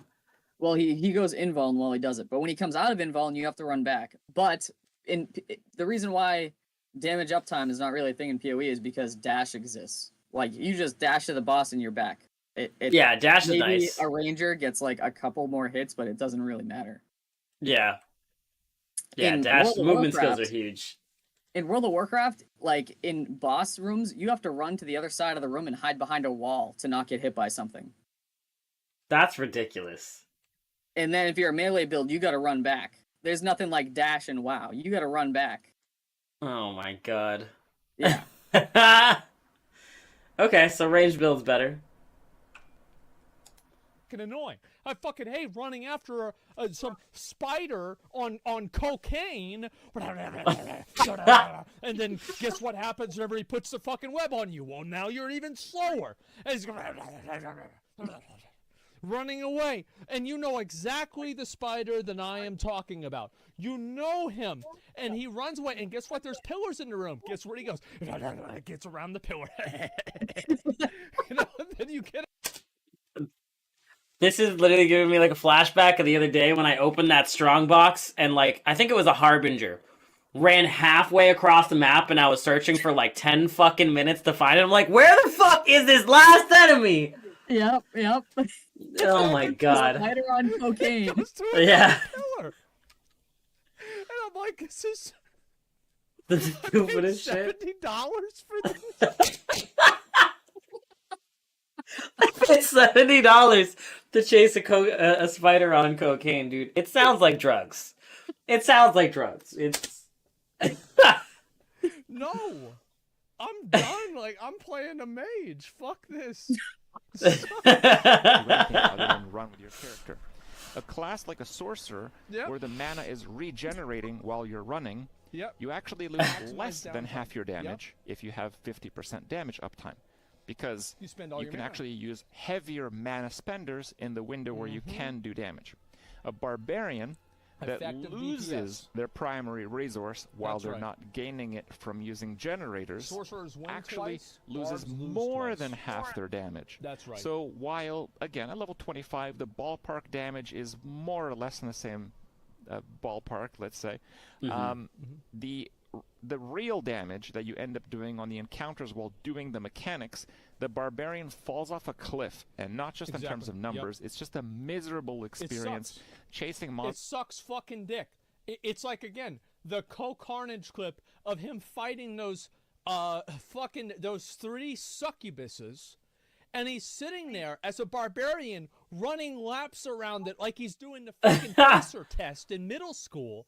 And meanwhile, they're throwing the little fucking shooting these things at him. And eventually, guys, it's an online game, so he's out of it. The animation for his character is totally fucking out of it. He gets hit. And he's dead. Hardcore character, by the way, back down to 0. That sucks. Meanwhile, my wizard, I was like, oh, is that the boss? Oh, okay, it's done now. All right, cool. Well, let's go do something else now. That was easy.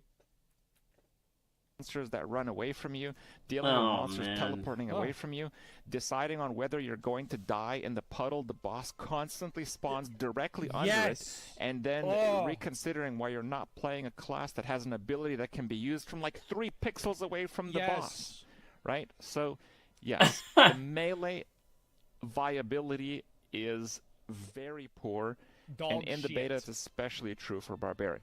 I do want to add a little bit here that this has a little bit of a detail to it.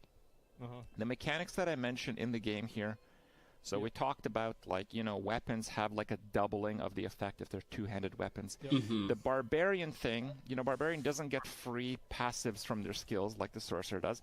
The Barbarian gets an arsenal system where they always use specific weapons for specific skills, and they end up using 2 2-handed weapons and 2 1-handed weapons.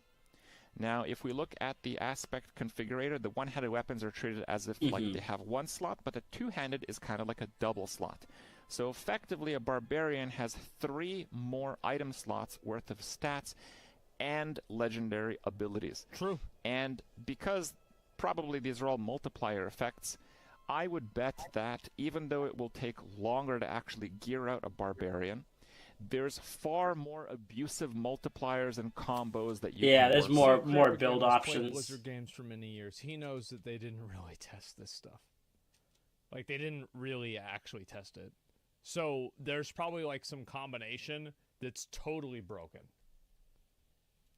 Oh, for sure. The depth and like the absolute peak maximum performance of Barbarian probably is not realized in this beta whatsoever as a result of that. And it does make for potentially the case that Barbarians might do more damage than the other classes at high level. But have less fun. However, what I argue is that the...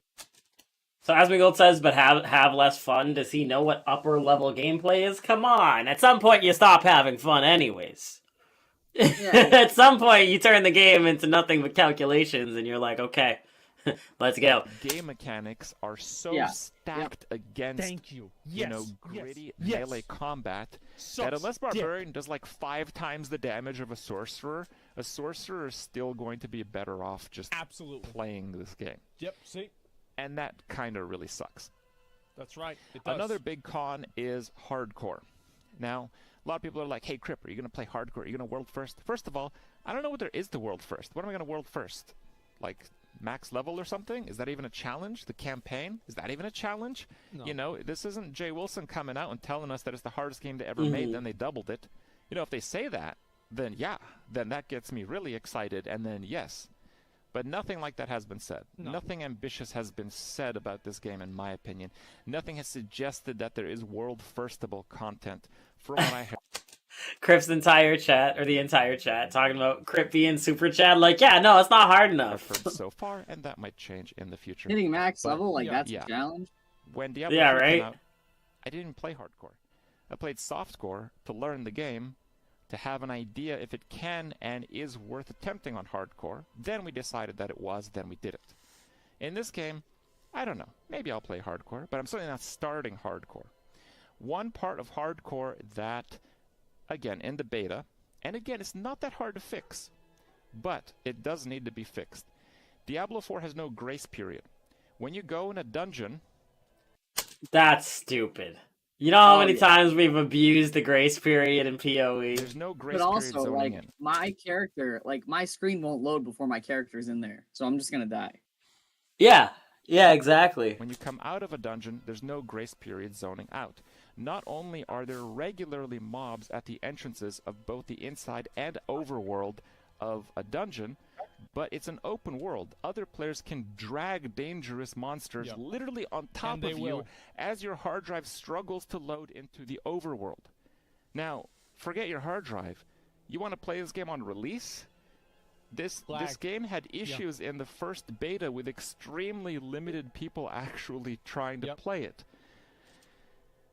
I would say system requirement issues. Crazy if you're going to even attempt to play hardcore in the first week of the game. People just do it for content. The chance that you die to zoning or server crashes or server lag and instability are much higher than the best. Someone mentioned Ben in Asmongold's chat. I think your character is going to die the most unfair way possible. This guy is pretty much and Ben. You don't want to be that guy, you know? So I also don't know if every class has a death save.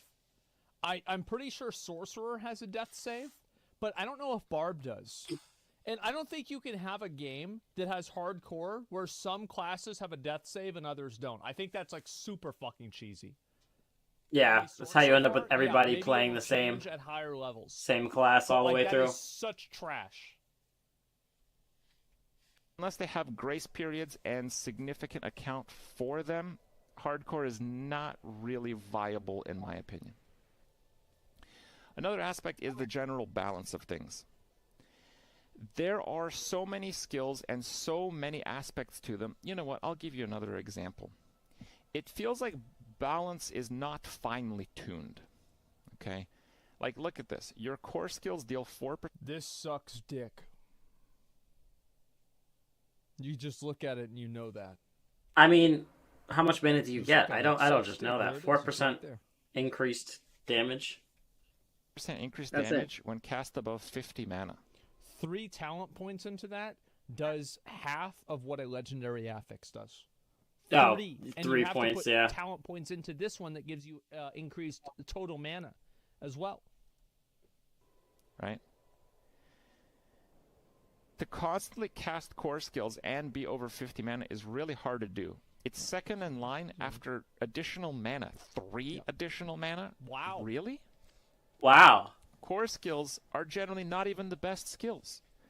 You can get 3% damage, or even, what is that, 6% damage for 1 point. Yeah. This is 12%. 4 on 1 core skill. If you level a core skill up 1 level, it gains 10% damage. Too. It's circumstantial. So in a realistic case, you'd have to be using like 3 simultaneous core skills on a regular rotation for this to maybe be worth. Do you love boating? Well, Freedom Boat Club makes... Do you love boating? Well, PoE Boat League. PoE Boat League, that's it. That's the ads. Exactly. It's just like... It's way too much. Yeah. I think they didn't really... It's like the legendary, for example, like it makes it to where like your spells do 33, and all spells, not just core spells, all of your spells do 33, or it's like 25 to like 35, something like that, % more damage based off of your remaining mana. So there's even a slider to it. It's not like a binary thing where, oh, you don't have enough, well, you're fucked. Really like very finely tune the numbers on these things. Yeah. And a lot of people have kind of realized that, playing the first few levels of Sork and Rogue and Barb, some of the stuff just feels so off. So when you have the level... This is what happened, is like there's apparently like a level 20 Barb, and he was playing the game, and he saw a sorcerer run by him and just kill everything with like 1 chain lightning. And this guy wanted them to take the open world stuff out of the game because it upset him so much to see that. That's how bad the balance was. He said, take this open world shit out the game. Like, this is just upsetting me. Of complexity of the character design and the item system that I hope I've convinced you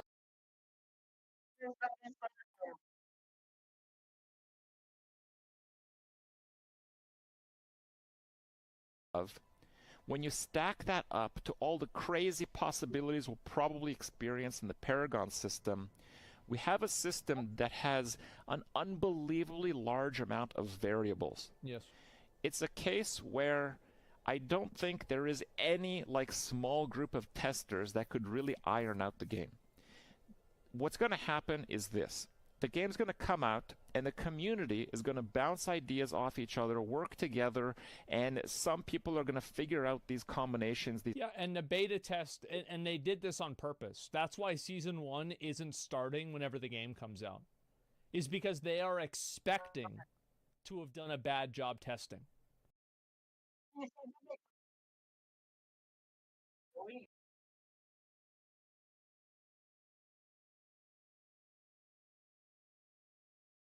Yeah.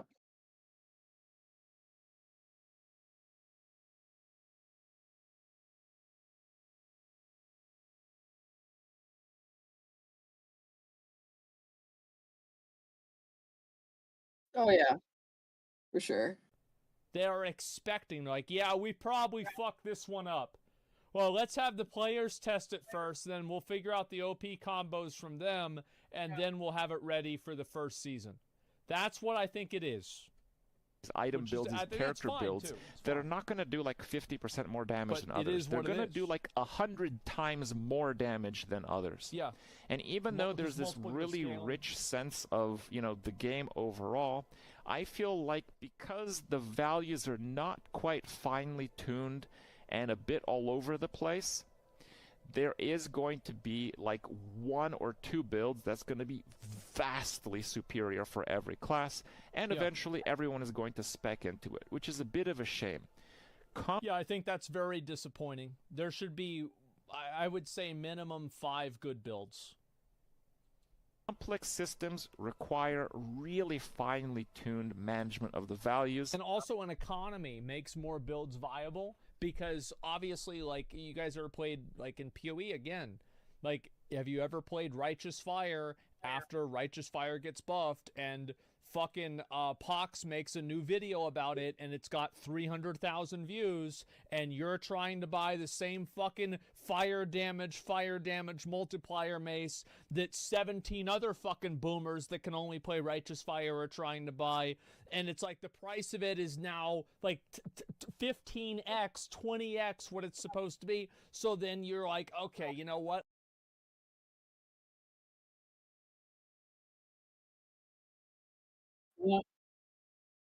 let's play something different that has a cheaper, a cheaper entry fee.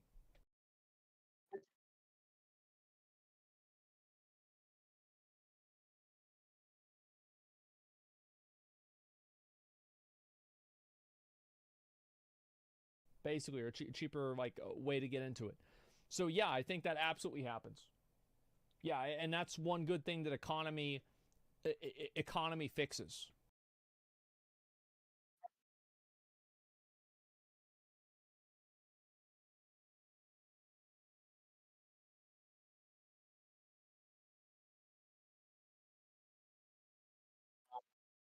It might have an auction house, which would, I don't know how I feel about that in PoE. In ARPGs. In a soft way, not a hard way, but a soft way. And I'm not really seeing that in this department.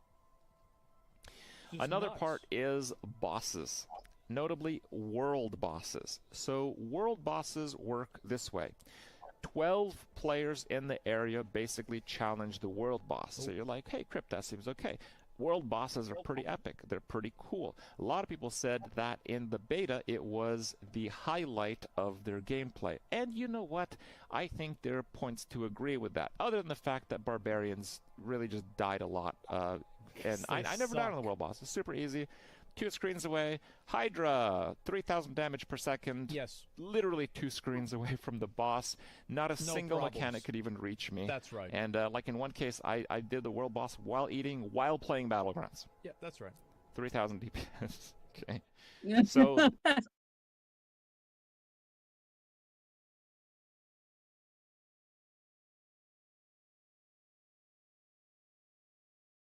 Wait, what?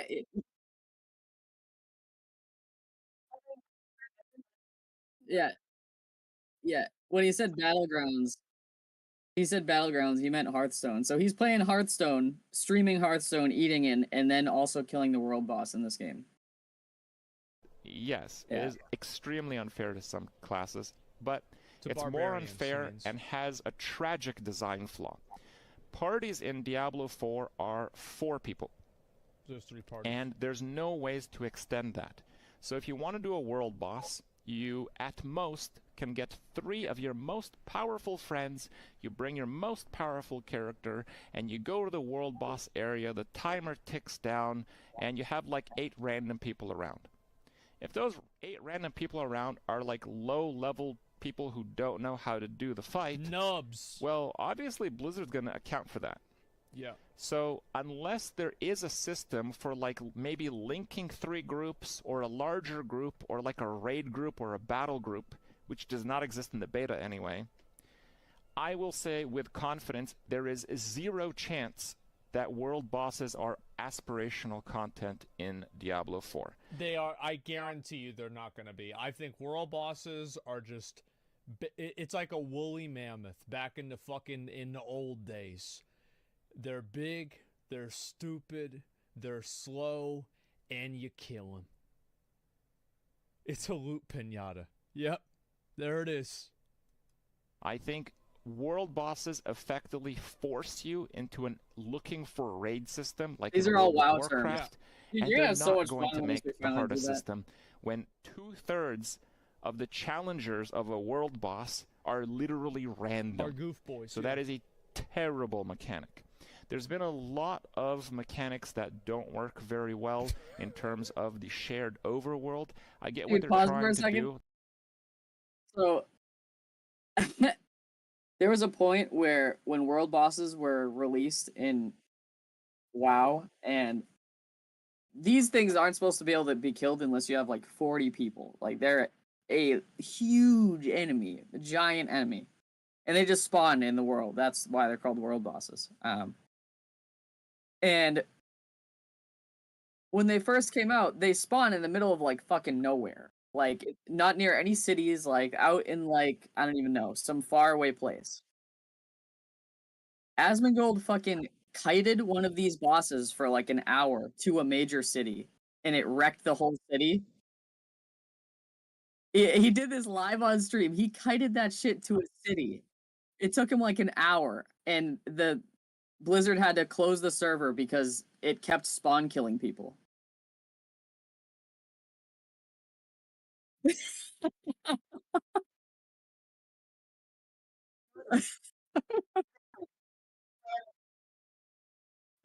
Yeah, this is why Blizzard is like, he's like, Blizzard, show yourself. They show themselves GG.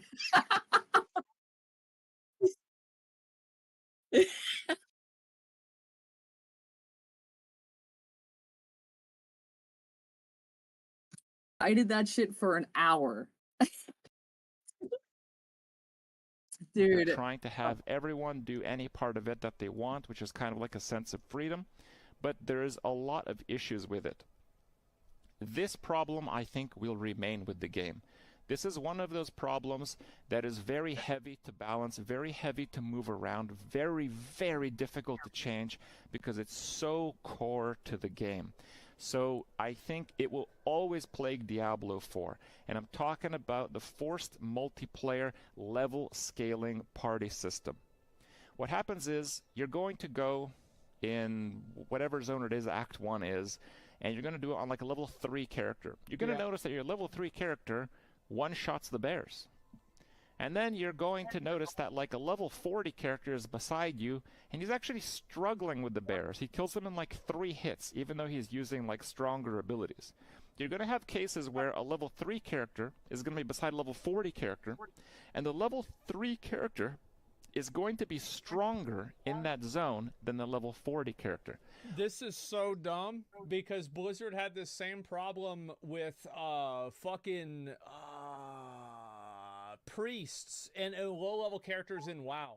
And people would level up priests that were disciplined priests to farm the Valentine's Day mount because their level scaled DPS, like where everybody else is doing like, you know, 200,000 DPS, they were doing 1.3 million DPS, level scaled up, and they were also healing themselves to full health every second with their damage. So you were actually queuing in at max level in Legion. Yes, in Legion, they were doing like, yeah, it probably was more than 1 million DPS then. It was probably 3 million DPS. And you were getting carried. You're level 110. You're getting carried by a level 16 priest that's a healer. All the mobs scale with your level simultaneously. It's a very complex system, and that's why I don't think it will change. I don't think it will be scrapped because it's too core to the actual game. Yeah, it's stupid, but basically what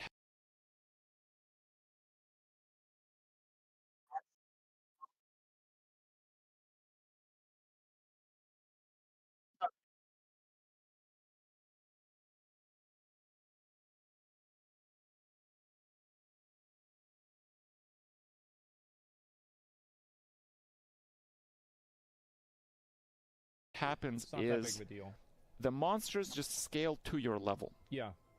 And you might be thinking, hey, that's okay. Yeah. Here's one of the main consequences. I don't want to take up this video. I could probably talk 30 minutes on this subject. But the main consequence is that when you level up, you are always weaker. Okay? Unless you just unlock like your ultimate ability, except for like 3 or 4 levels where you like unlock the next tier of abilities as you're leveling. Unless that happens, when you level up, the instant you level up, your character will always get weaker. And that wasn't the case in Diablo 3. Because, like, and it's not the case in PoE. Like, a lot of times, whenever you get to, like, Act 6, Act 7, like, you've got maybe a 4-link going on. Maybe you got lucky with a 5-link. Like, you got all your stuff coming together. Like, you're fucking zooming, bro. Like, you're just getting more and more powerful, building up momentum, bigger dick damage. Like, you're killing bosses. It's not a big deal. And like, you build that up. So, like, the growth of the game is definitely an issue. I think so. Like where the early game stuff is a joke, and then the harder, you know, the higher level you get, the more annoying shit is.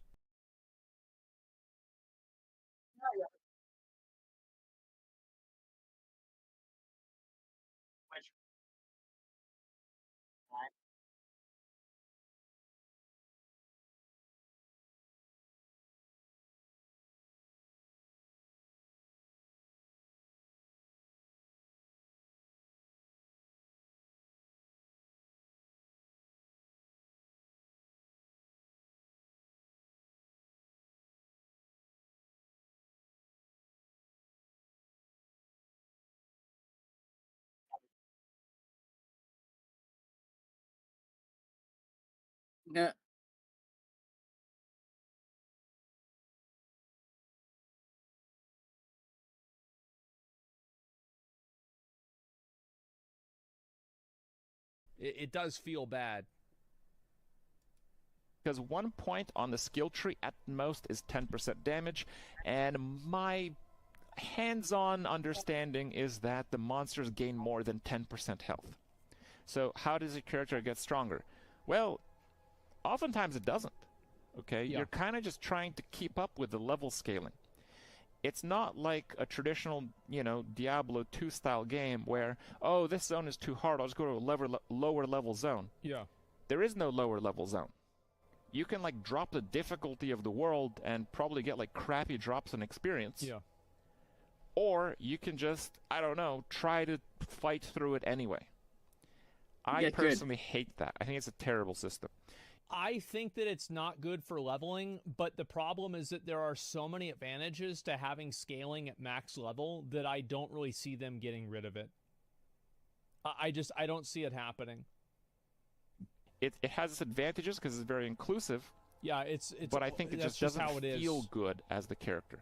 So how do you get stronger? Well, most of the power that you're going to gain as you play the game is going to come from items. So if you're playing through the game and you find like a legendary item, especially one with an ability you didn't have that is very good for your class and character, your power level is going to go up a lot in some cases. But then you're going to level up, and your power level is going to drop. Yep. And then it's going to drop again after another level. It's going to drop again after another level. But then you find another item, So it feels very weird. I don't hate it, but I don't like it. And I do think it is a very rigid base system in the game that is going to cause a lot of problems over time. It doesn't feel as good leveling up in Diablo 4 with a system like this. World of Warcraft is the same way, or it has been with previous expansions. It doesn't feel as good as it feels in PoE, or it felt in Diablo 3, or it felt in Classic WoW or Burning Crusade, whenever you went back to Westfall after you did the Dead Mines 2 times. Now you've got Cruel Barb. You're a rogue. Those fucking Defias pillagers, they're dead before they even finish the cast. You don't need to worry about fireballs anymore because they're fucking dead. Yeah. Talking about WoW. And yeah, the forced multiplayer thing too. It might be pretty annoying. I think you're going to see a lot of griefing. Again, another reason why I wouldn't really play hardcore. I think the grace period is very true. Itemization is a bit too simple in terms of the item level system. Yeah. I wish there was more complexities, and in some cases there are too far of complexities. Like if we just quickly go through the system here, it's like, okay, what do we got here? Basic skill damage, vulnerable damage, damage to crackers enemies, core skill damage. That's not too bad. That's whatever. But you're going to see some things like, oh, by the way, here's another bad one for the UI. You want to see actually what your stats are? You have to click on materials and stats. And why does it default to your plant? How many plants does I got? Where are the plants at? Huh? Oh! Nah, bro, I want to see what my numbers are. Which always defaults to plants. Yes. And then you have to click this button. It's annoying. Which shows your gold and your active buffs. And then you have to scroll down. So things like overpower chance. You have a 3% chance to do a crazy large hit, and it's based off of your life plus 4 This overpower thing's fucking stupid, by the way. I don't want to learn it. 5 plus the overpowered damage bonus, and on multi-hit skills, it overpowered damages every single hit of the skills, so it's fast hitting. Low damage skills that multi-hit is incredibly good, so you can stack health, and even though it's 3% chance, you're going to do no damage, no damage, no damage, but then every 10th or 30th hit, you're going to do 30 times damage.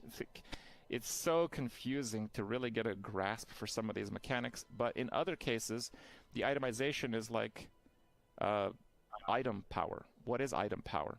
Well, an item has an item power. It's kind of like an item level. Yeah. But it doesn't work like item level in Diablo 2 or Diablo 3 or Path of Exile. It's like in WoW. It seems like, and again, it's debate, but it seems like if an item of a certain item power drops, it's like an item level, but the stats that spawn on the item are always of that item level. What does that mean? So you could have like 3 int on boots if they're level 3 or something like that. I don't know, it's just an example. Mm-hmm. But if you find item level 373 boots, it's always going to be a range of 11 to 18, as you can see on the item. Always. You're never going to have a stat thresholds. higher than 18 or lower than 11. It's always the top bracket of stats. You might be thinking, hey, that's pretty good. That means items are generally pretty good. Yes, items are generally pretty good. And that is a good thing in a way, but the item level scales with your level. So if you find those perfect gloves with the perfect stats, with the perfect imprinted mod of additional Hydra, and then you fast forward 3 levels, yeah, you need to find that exact same item again, with the exact same stats, with the exact same power or imprinted power, because it's going to... You can imprint it on the new item, however, which is a little bit better, but yes, it is annoying and it is kind of obnoxious.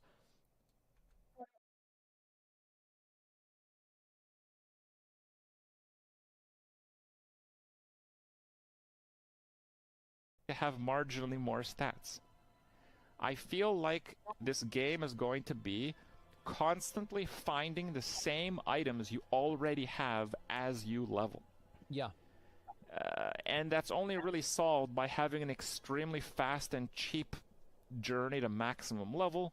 Yeah, I think that Diablo 4 doesn't really have like a leveling experience. Most games don't have really leveling experiences anymore. Which, honestly, I also hate. I really like the idea of grinding out levels and having that time spent in the game be meaningful. I think that it will, but it's only going to matter 90 plus. It's going to be kind of like PoE, or my understanding is that this is the way that Diablo 2 works, is that like the last levels will matter, but the majority of them won't. So that is kind of a mess. And one of the hardest things to manage in ARPGs, because all these systems rarely work out in one another, is PvP. That quick little 10-bit of overpower should give you some idea about what PvP might be like. I played a rogue and I used Flurry, which is a good skill to stack overpower. Now, because it hits like 10 times, I think it overpowers more often than 3%, because I think... All right, dude, I gotta get ready for work. But it overpowers like... I will talk to you in a bit. I'll hop back in Discord. 10% of the time. You know, there's like some lucky hit mechanics in the works and all that. I don't know exactly how it works, but basically... Which, by the way, I don't think the lucky hit percentage is on your character sheet. I didn't see it. I looked for it. Maybe I missed it, but I didn't see it. When I normally deal damage with it, it hits for like 40 damage. It's not. And when I overpower it, because the overpower damage is based on my health and fortify effect, it hits for about 600, but it hits 10 times. That's a lot. So we're talking about a skill that randomly hits 15 times harder every now and then. Just as an example, I don't have faith that they're going to balance the game appropriately because of the complexity at high level, and I certainly have zero faith that it's going to work out for PvP after that with like all the randomness and all that. In terms of fairness, I think PvP is going to be a mess. Oh yeah. But there is a zone with PvP as part of the world, so I don't know how incentivized or forced that will be on its players, Hopefully but not I doubt it's going to be a particularly good experience for most of the players in it. Yeah. The big unknown at the end of all this is the end game loop. I think that is what really sells the game for the ages. How fun is it to play this game for many hours, for many months, for many years, and in case of Diablo 2, for many decades? And that is not something that we know.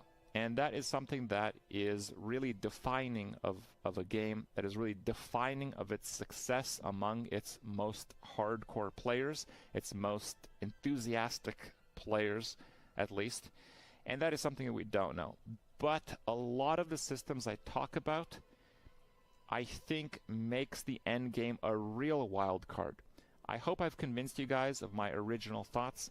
I think a lot of the base systems can work out really well. I think there's a lot of really cool things about Diablo 4, but I think almost all of them need some tweaking. And I think that a lot of his concerns are built around uncertainty and a lack of confidence that Blizzard will adequately balance the systems.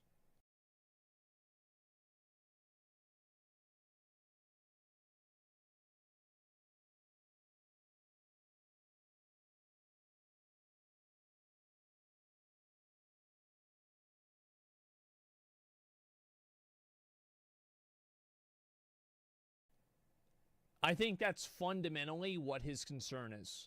He says, this seems really complex. There's so many variables going on. There's no way you're going to be able to do it right.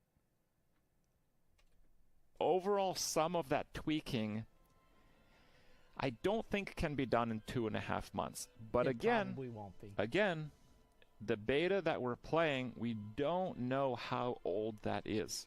That might be where they were with the game 6 months ago. Who knows, right? So I don't know what we're going to get on day one, but if the beta that we're playing right now is fairly current with where the development of the game is, I think it will be not all that great of a game on launch. Of course, with a lot of factors, one of which, how much they're going to put into the game until that time. Thank you for watching this very long video. I hope I've convinced you that I'm pretty good at these type of games, and maybe you got some member berries off Crypt talking about Diablo for a change. I did. Thank you for watching, and I hope you enjoy the rest of the videos. Take care. Holy shit. Yep. Goddamn. Holy shit. That was a video, man. Oh my god. Oh my fucking god. That was a real video. Jesus. So, I pretty much agree with everything he said. I think that some of the problems, like the UI problems, some of them are easier to solve, some of them are not. I do think the leveling problem with getting better gear and then replacing the gear, it's very awkwardly designed, but I don't see it being a massive problem. However, I do think that as a new player going into the game, it could actually be a bigger problem than I'm expecting, because new players, dealing with something as a new player, they're not they didn't play Diablo 3 for 3,000 hours like I did. They didn't play Path of Exile. They're not into this kind of stuff. They don't play video games professionally. So whenever they have to do it and they think it's annoying, well, they just stop playing the game entirely. So that's what my concern is with the leveling being janky and having this like weird type of like, you know, you farm an item and then you refarm the same item and then you farm the same item again that's higher level. It's like, that seems kind of bad. I don't know. I didn't really feel like I was getting any more powerful as I leveled up, even as a sorcerer. I feel like my power was really, really high at like, you know, levels under level 10. And then after that, it was pretty much flatlined. So that was my perspective on it. What is up, my boys? Cinema's info and delivery from 1 hour video. Yeah, he plays a lot of these fucking games. I mean, that's just what it comes down to, of course. I mean, this is Kriparian here. This guy fucking was the Diablo 3 god. Yeah, I mean, I'll link you guys a video. Make sure to give it a like, give him a sub. Okay, yeah, he's the Ben of OG. Diablo. He's a real one. Abso-fucking-lutely, man. Yeah, Last Epoch is better than Diablo 4. We're gonna play Last Epoch after.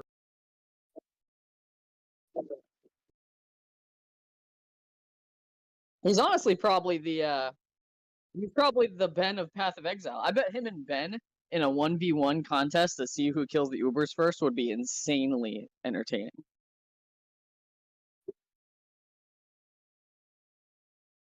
Maybe. Right now, I think Crip has the highest level ruthless hardcore solo cell-phone character. It's like level 90. Exactly, and that's why Ben is insane. But that just shows how crazy he is. Like, with all the people that play Path of Exile, Crip is like level 97 hardcore solo self-found ruthless, and he is the highest.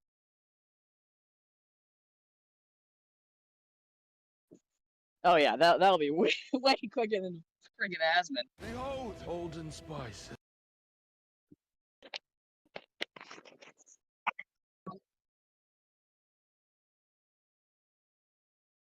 Take a look, see. Oh, I forgot to tell you. So, I don't know if you knew this, but Coffee is like, he's kind of insane. And when I say insane, I don't mean like I don't mean he's an insane player. Like he is just like, I can never predict his movement. Okay. So like yesterday we were playing and he's got this new 5-way carry. And he never cared about standard until now because he knows we have a bunch of like powerful characters in standard. So he's like, oh, I want to join. So he's making a 5-way carry in league to have for standard. and he has a Nimmy's on it, obviously. And out of nowhere, he like finished a 5-0. He's like, "I'm gonna go temple my Nimmy's," and we're like, "What? Like, what?" Out of nowhere, he was just like, "Yeah, I'm gonna go do it right now," and he has 0 currency on his account. So we're like, "What are you doing?" He brought it there, and he got implicits. He got percent attributes and anger aura effect. Dude, I was there, and I'm like, are you serious?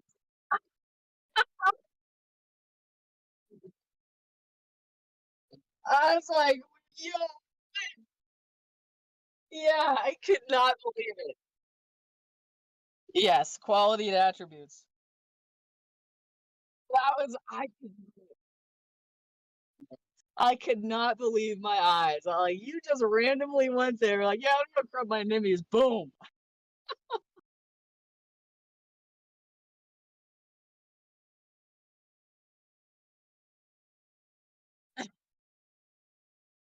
Dude, he was like, yeah, here's my 40 div ring.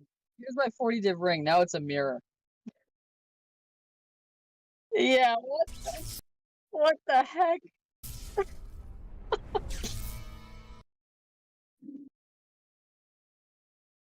No, so I looked him up. I think you might have had search terms wrong, but the only one that was expensive, like more than a div, was the double despair ones.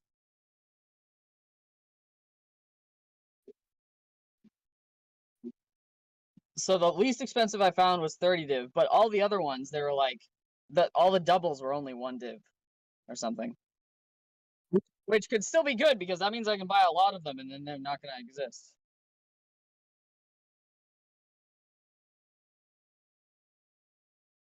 Withered on hit? Dude, there's so few ways to get withered. Yeah, that what the frig?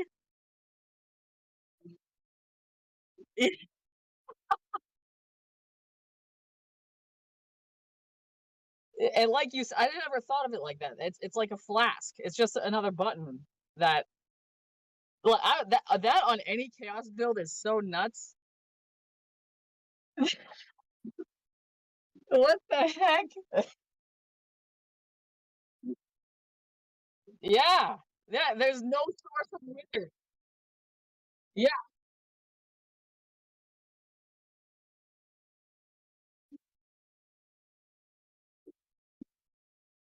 Yes. Yes.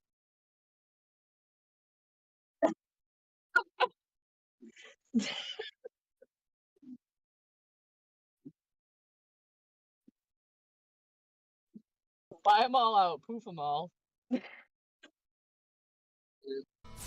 Hi, Scissorin here, and I wanted to record a first impressions video. We've probably played somewhere between 3 to 6 hours now of the Diablo 4 early access, and I've pretty much finished the Sork storyline. Yeah, I wanted to talk a little bit about my experience so far. I'll probably make another video after the weekend, because I am going to play on Barbarian and the Rogue as well and finish that. But I figured I'd get like my first impressions up early. So first, let's talk about the items. This is actually better than expected, but also worse in some ways. So the filler stats, especially while leveling, very awful and boring. It is literally up arrow equals good, and you're literally just looking for green, and that's all you're looking for. At around level 12, you start getting things like +1 skill, so +1 level of Hydra, +1 meteor, and you can actually get things you don't even have access to yet. So when I was level 12, I got the level 18 skill of meteor. This was actually awful. It wasn't very good, but that's still cool that you could get that, because you could get other skills that actually might be good. There's also +1 summoner items, and that'll give you even the skills that you haven't unlocked yet. So that's actually very cool. Things early, like +1 int, +1 willpower, it does literally nothing while leveling, hence why you are actually just green arrow equals good. Getting int is like, you get such small... Which one?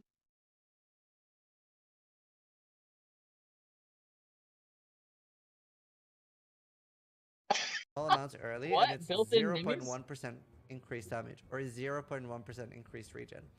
So obviously we don't know what items are going to be in the end game once we have max level unlocked, etc. But in the early access, yeah, itemization is incredibly boring, Sees except one ability, for that's those broken. special things on items and uniques and things that are still exciting.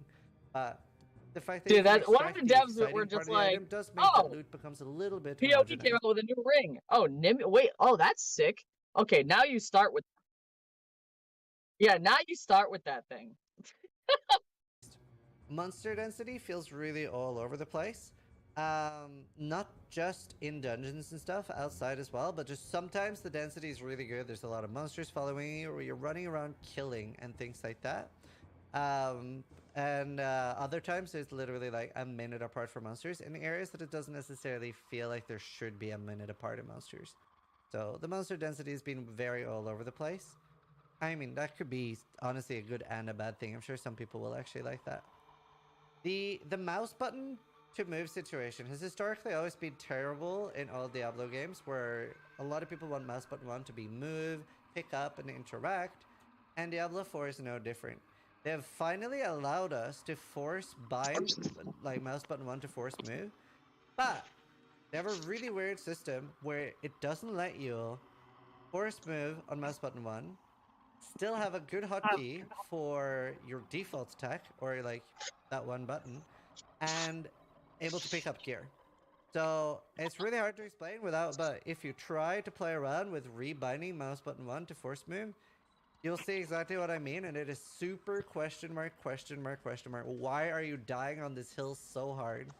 So at the moment, you can have mouse button 1 to be move only, not use an ability, and pick things up.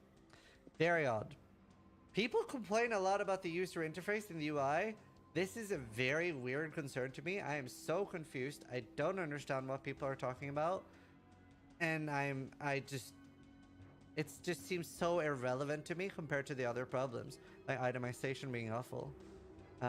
It's just weird.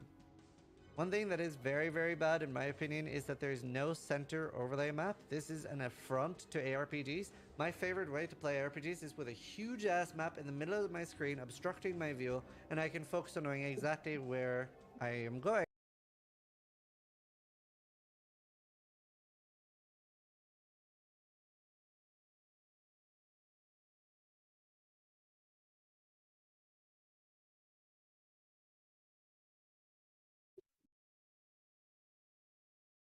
Dude, that's so funny though. Is like the way I love playing these games is having a copy of the map in front of my face, covering the screen.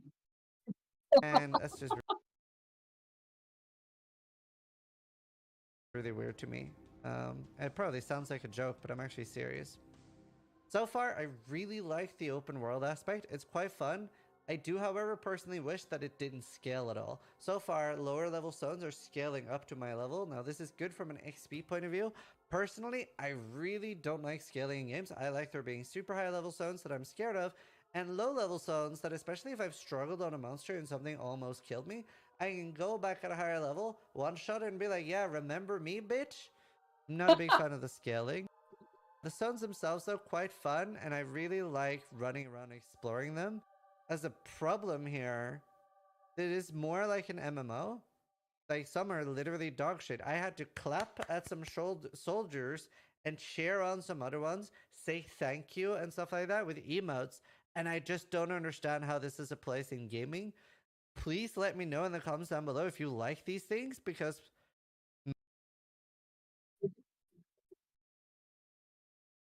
It sounds like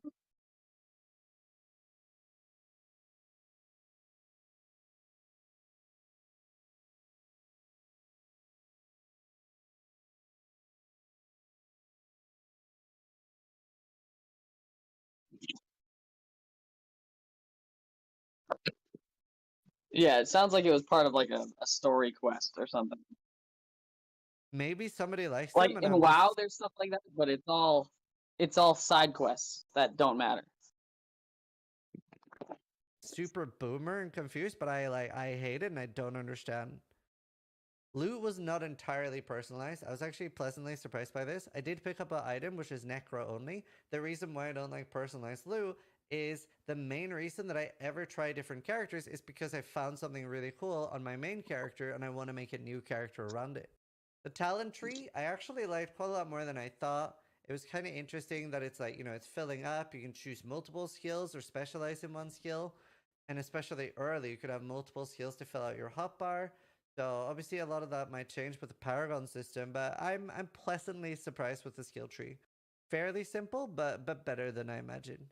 And honestly, the number one thing so far in early access, I'm having fun. I'm having a good time. It has a lot of issues, and I don't see it being a game that I will get anywhere near as much of hours out of as Path of Exile because I am somebody that really likes complexity and depth. But I'm having a lot of fun so far in the early access, so that is the main thing. I can definitely see it being a game that a lot of people, especially more casual players, will enjoy. So having the choice between Path of Exile as a super more advanced one, Last Epoch somewhere in the middle, and Diablo 4 as a more simpler one is going to be a very, very great thing for gamers. But yeah, that's my take. Obviously, a lot might.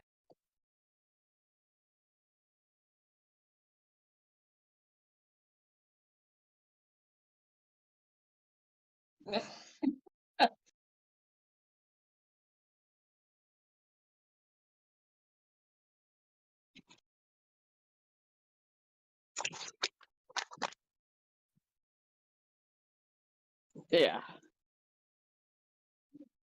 Might change when we have like the full game out. But thanks for watching. Sub if you liked the video, but more importantly, try to die less than I do.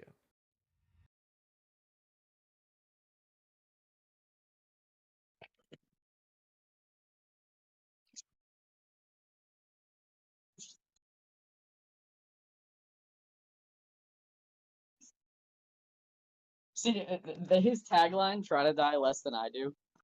It's funny when he says it, but like if Ben said that at the end of every video, everyone would be like, you fucking asshole. Yeah.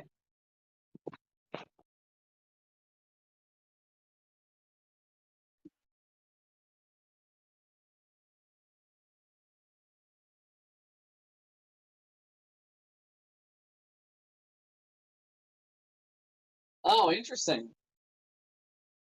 Taking smaller creators.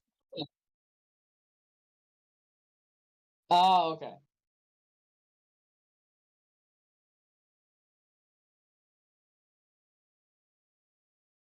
Her content.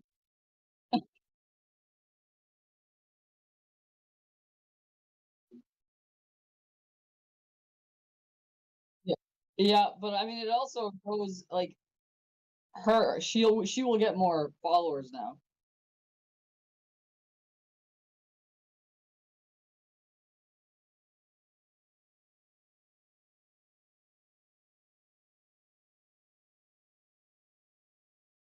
Guaranteed, it's not even in the description either. I bet you didn't link it. Meet. Because these videos are like mass produced with the same copy paste because it's all just cuts from his stream.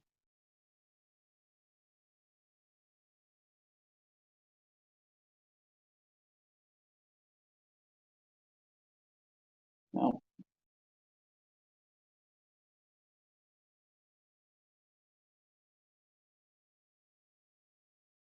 Dude.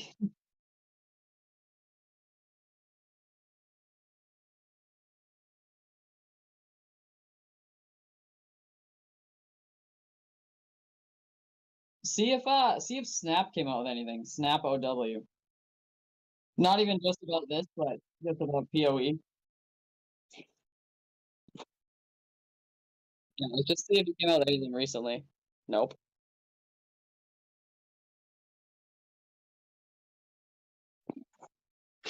Yep, that'll be fun to watch his stuff at beginning of next league.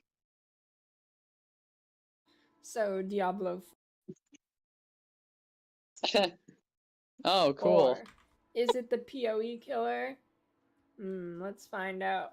I've reached level 25 now on a hardcore character, and it honestly has been pretty enjoyable. I think it's better than I expected it to be. I am obviously pretty skeptical of Blizzard and how this game is gonna go, but I think it's actually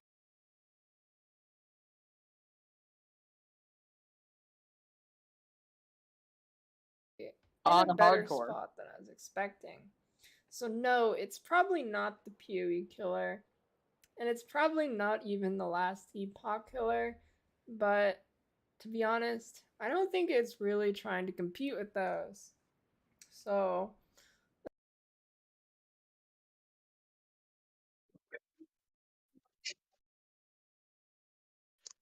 I mean, I don't know, maybe last Epoch, but they're definitely not going to compete with the complexity of PoE.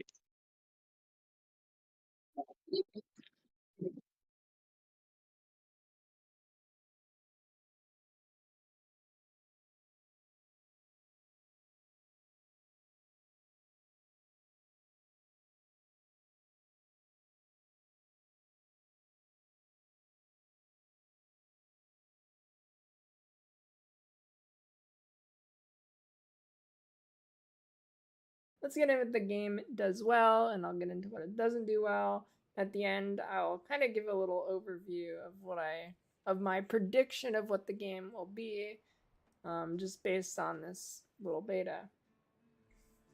So the graphics are definitely the best I've seen in an MMO. An ARPG, MMO, ARPG thingy. I don't know.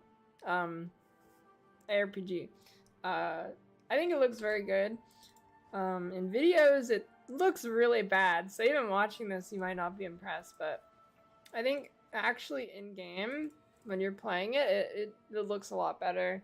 It does look like garbage in every single video I looked on YouTube. Like, it looked really bad. Like, the point I was actually laughing at how bad it looked. But actually playing it, I think it looks really good. It definitely doesn't look bad. Besides the UI, so, yeah, the UI is atrocious. I don't know what they're doing here. It's basically just Diablo Immortal UI. So, yeah.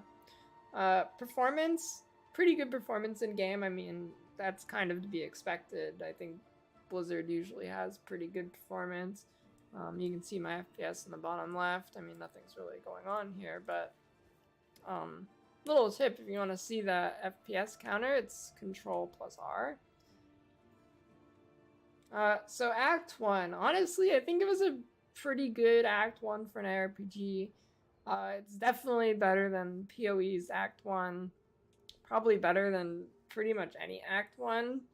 I thought it did that really well. It had pretty good monster density in dungeons and challenge instances where you actually fight monsters. There is a lot of empty running, but I think that'll be fixed when you get a mount in Act 2. So that'll make that feel better. But overall, I thought it was actually pretty good. So this next one is kind of a pro for me. This one's really opinion based, depending on what you want out of the game. I think it's pro that they're going like the Lost Ark Light edition with this game.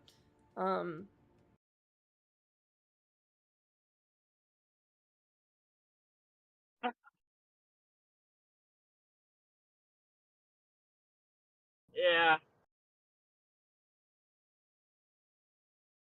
She's monotone and everything. You like, haven't oh, had cool. vodka soda. Ah! Oh, cool.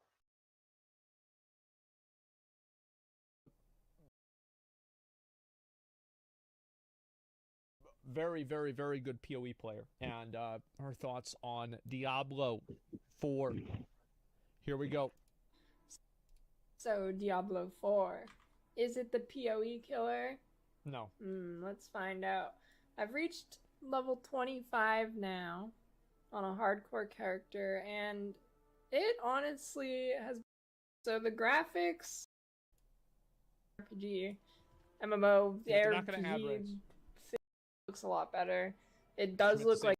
Like, I think that the Act 3 part where you go through the Dureso's dream and like you fight just the fucking Sword King or whatever, so fucking badass. One of the best parts of like any ARPG storyline ever.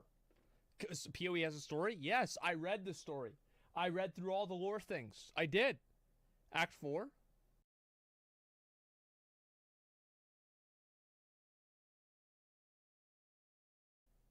Is that Act 4? I thought you kill Malik Dureso's Act 4? Wait, well then who's the last boss? Act 3 is the tower? Oh, of course! Of course! Yes, it is Act 4, right. Yeah, because Dominus is the last boss of... Oh, fuck. I totally forgot about that. Yeah, you're right. You guys are right. It's Act 4. I feel like that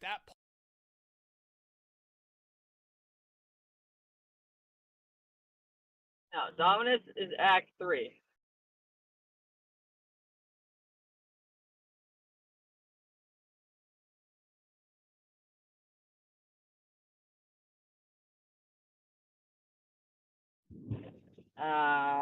Is that Act 5? Malachi? I don't remember. point, it's like, that is all just a big Act 2 for me. But yeah, you're right. Much any Act I still 1. love it, though. I thought it did Even that if it's an really Act well. They had pretty good monster density in dungeons and challenge instances where you actually fight monsters. I think there could be more monster density. It would be okay. And also, where is the treasure goblin density? Where is the area that you go into, a room you go into, and there's 17 treasure goblins?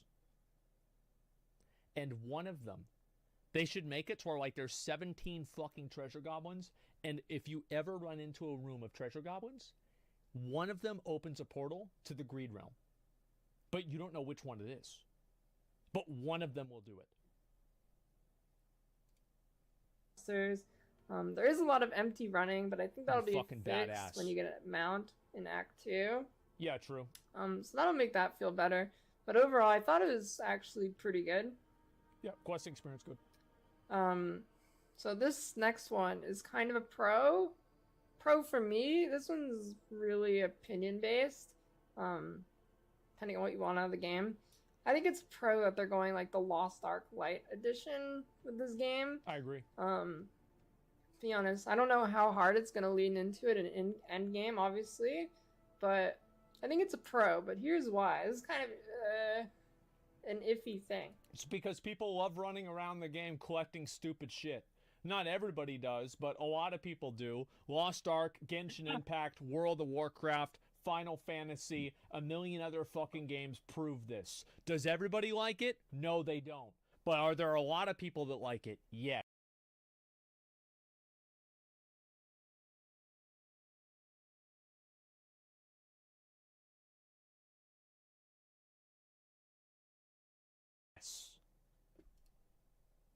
So I think it's a good thing they're going the Lost Ark kind of direction-ish. So I think it's easier to get that right than a pure ARPG. ARPGs seem to have this incredibly thin line of being a long-term playable game versus being just a one-day thing every couple months. Like D3, you basically log in for one day, get your set and then items, you're done. Then you quit. I think it's an incredibly thin line to get that right.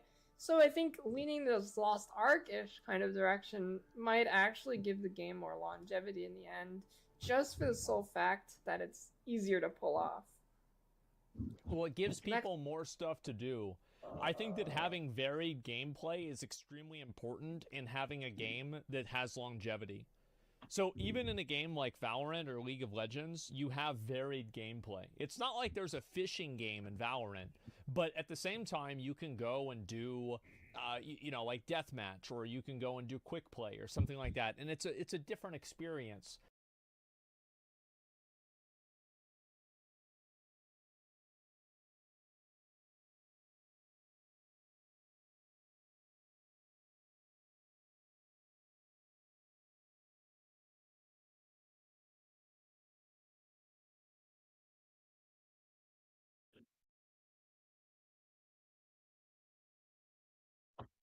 Oh yeah, dude.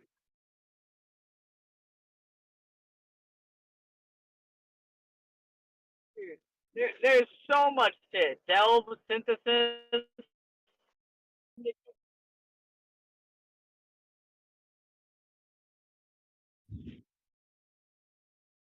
And I'll go back and like think about what was it that really gave Halo 2 so much replayability for me. Well, it was because we had all like the infected custom games and SWAT games and stuff like that. So you weren't just spamming Team Slayer every day. You were playing all the different modes of the game, and you were also playing player-created modes as well. You were doing super jumps, remember that? And so there were different ways of playing the game. And of course, with World of Warcraft, this is a massive fucking thing. You know, you can go to PvP.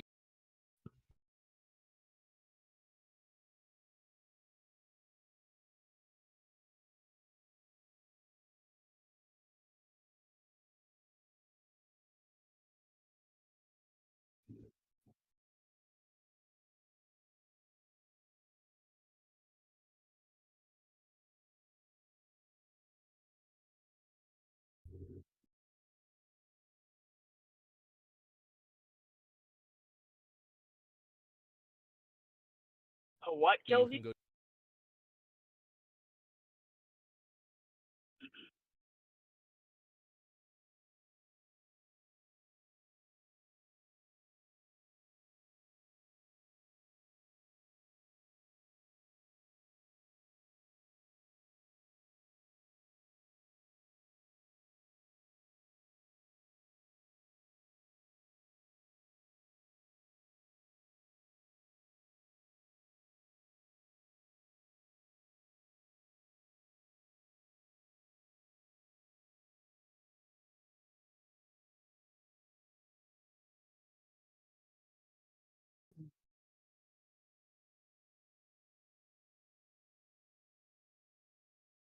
Go do crafting, you can go do raiding, you can do dungeons, you can farm gold, you can do all kinds of other stuff.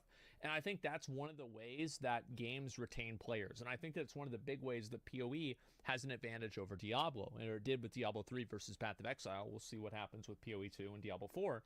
However, is that if you didn't like running Greater Rifts in Diablo 4, okay, that's nice, now go run a Greater Rift. But with PoE, if you didn't like running, let's say, tier 16 maps, well, you could go and run lower tier maps, or you could go and do boss runs, or you could, you know, farm specific maps at a certain price point and then sell the rewards for them, or you could farm maps in a different way. You could do magic find, and like all of it fundamentally is the same gameplay. It's not a full MMO where like mount farming and like gathering in World of Warcraft is like fundamentally totally different than like raiding, for example, or arena. But there are different ways that you can play the game. So yeah, delving, yeah, stuff like that, delving, heist, etc. Like fundamentally different types of content. And I think that holds people's interest longer, because whenever people get tired of it, it's like you're not playing a game, you're playing a series of games. So whenever you get tired of this part of the game, you can still go over to this part of the game and play that instead, and you're still playing the same overall game, and you're moving towards the same goals in that game. And I think that's why it's good to have collection and completionism type content, because even though some people don't like it, I think the net effect is positive, and more people are retained by having content like that rather than put.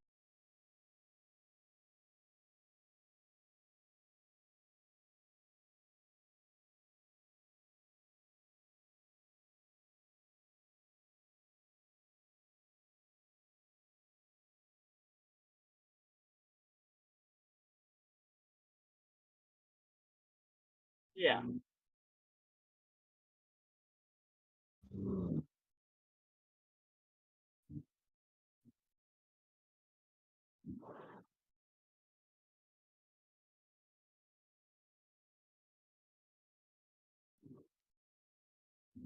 Well, 100% it in what way?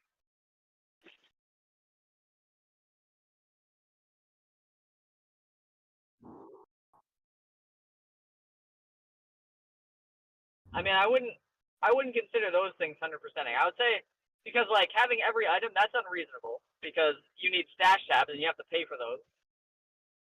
But like every Steam achievement, there's definitely people that have done that. But like have every class level 100, yeah, people have done that.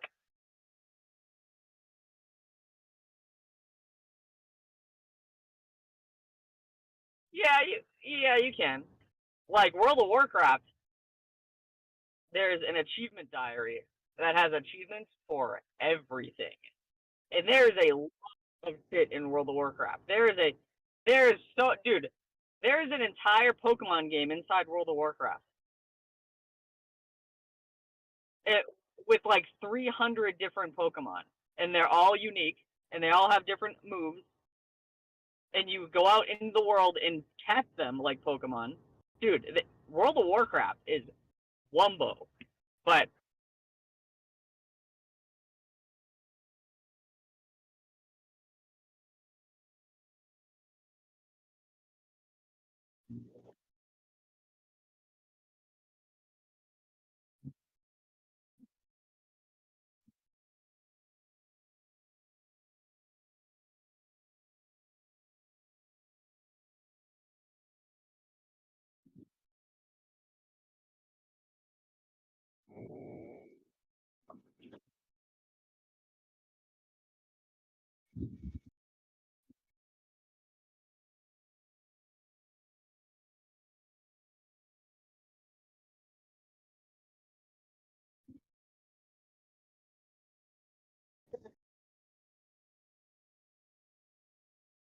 put off by having content like that.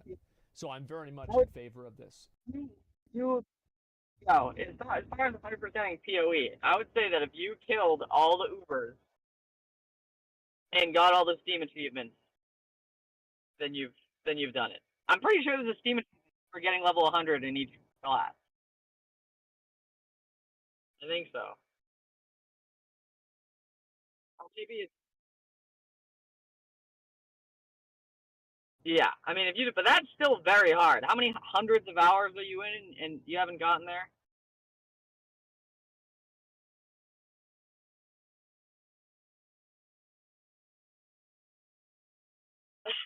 Are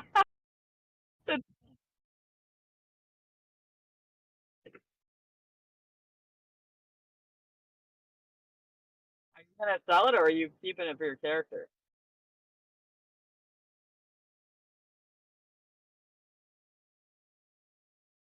Yeah, that's large, boys.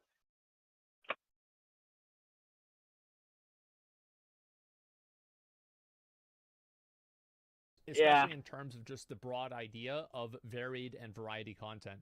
I was actually sad that in Diablo 4, the Gathering seems to be so much... Like, it seems like they put Gathering in there because they had to put Gathering. It was like, I don't see, like... Even in, like, Lost Ark's Gathering sucks dick, but it's better than Diablo 4. Bro, the lore, it's not really my cup of tea, but it actually, I sat through most of it just because stalling. I mean, you can only get to level 25 in the beta, but it actually seems pretty good and well made. Great cutscenes. I mean, it's Blizzard, but for an ARPG, I thought it was really cool. It was actually pretty interesting. Next, the respecking. You can like pretty much freely respec. I mean, I don't know if it's gonna be different not in the beta, but before level 15 it's completely free, and here it is 110. It just costs a little bit of gold, and you can just freely respec the tree, so it's pretty good. I'm sure it will go up as you go up in levels, but the gold that you get will also go up. I think that you should be able to respec functionally almost as much as you want. I do think that there is value in having a small nominal cost for it just to combat gold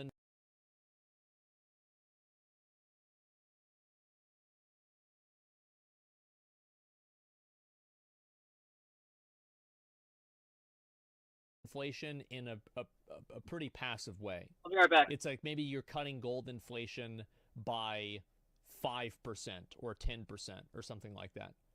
You're just wrong. It costs a ton at max.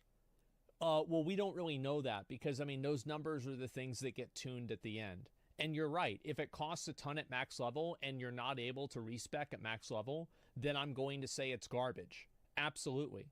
But I am assuming that I remember back playing Diablo 3, you were getting billions of gold. Millions of gold. So if it costs a million gold to respec and you play for a day and you have 1 billion gold, well, then it's not a problem. So I want to see what the numbers are. Another pro is you don't need a guide. Everything's like really straightforward. So if you're just looking for a game to blast, this would be good for it.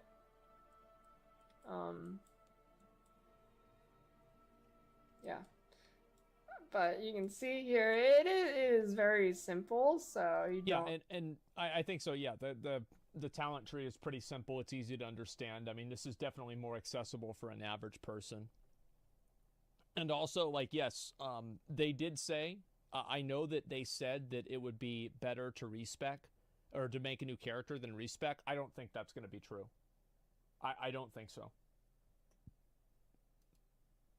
Need a guide. I think that's just so fucking stupid. There's no way. Well.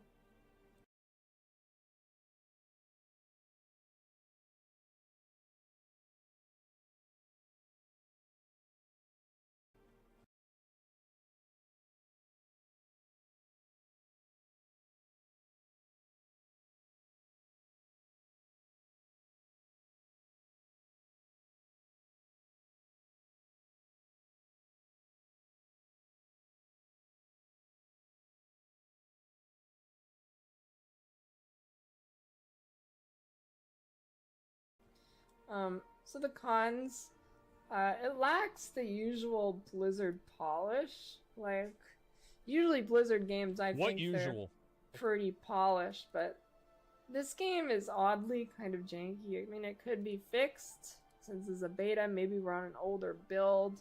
I don't know. It seems like a lot of issues with that, and I have my doubts to whether it can be fixed in 3 months. I don't feel like the game was janky. Like, there were some problems going from zone to zone where there's like an invisible wall, but other than that, I didn't have to deal with any jank at all. So the boss fights were all pretty janky, and the bosses had weird abilities that I didn't think were very fun to fight. I agree with that. I think that the bosses are kind of boring. And I think especially, I mean, she played a barbarian, so she didn't have fun. Now, whenever I played this as a sorcerer, I did have fun. But if I had played it as a barbarian, I would not have had fun. No, I did both of them, actually. They're just annoying. They're annoying and not fun to do. It doesn't matter, like, whether you win or not, or you kill them in the same time or not. It's just fucking annoying. So, yeah, I kind of agree with this. I think the boss mechanics were pretty good. But I think that especially with certain types of mechanics, there should be ground indicators for them, so you can easily tell if you're in or out of something, because the animations, number one, they happen super fast, and it's kind of hard to tell when it ends and begins, but also, like, it's super fast. So, like, it happens, and then it's gone, and it's like, there's the animation, it's like, where does it really end and begin? Like, I think just having ground markers is just better. It might hurt the immersion, but I don't really care, because I just want to see what to do. Like, it doesn't, like, I don't give a fuck. Seemed especially bad for melee. Some bosses would, like, puke up their degen puddles and then stand in it.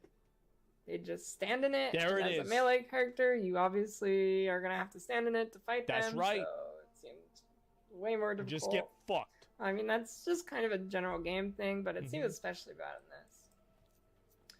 Another thing with melee is some world events, you like stand on these circles and it spawns monsters where you have to keep standing on the circle to finish the event. And it would spawn range monsters, and the circle's small, so you... Damn, bro, like, what? So, like, why didn't you just have your hydras kill them? Like, because I just summoned 2 hydras, and I just used, like... Actually, I didn't even use the lightning most of the time. I just let the hydras do the work. And, I mean, the hydras just kill him, and then, like, I'm done. Like, shit, I mean, what's the problem? I don't get it. Like, stay in the same spot, and these range monsters would spawn on the edge and just shoot you, and you couldn't move. It's bad. The dungeons in this game, I rerolled, which you can see on the map here, there's quite a few. There's like 28 in the zone, or whatever, 23. So there's a lot of dungeons, but they're all really repetitive, and is another thing lacking the kind of polish. I mean, they're pretty much all like. Yeah, there's 28 dungeons. Bro, there's about 6. And there's like 5 variations of each one. Yo, can you hear me? Pasted. They're all generally crap, stupid phone. Yeah, can you hear me now? Alright, we're good.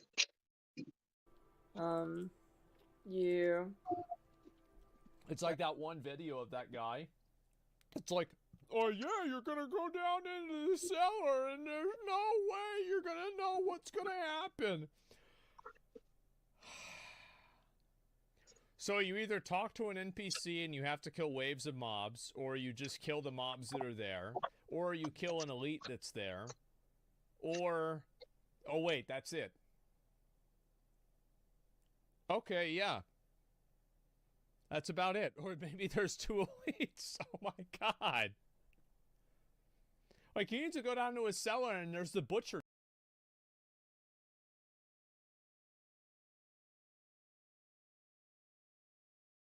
down there.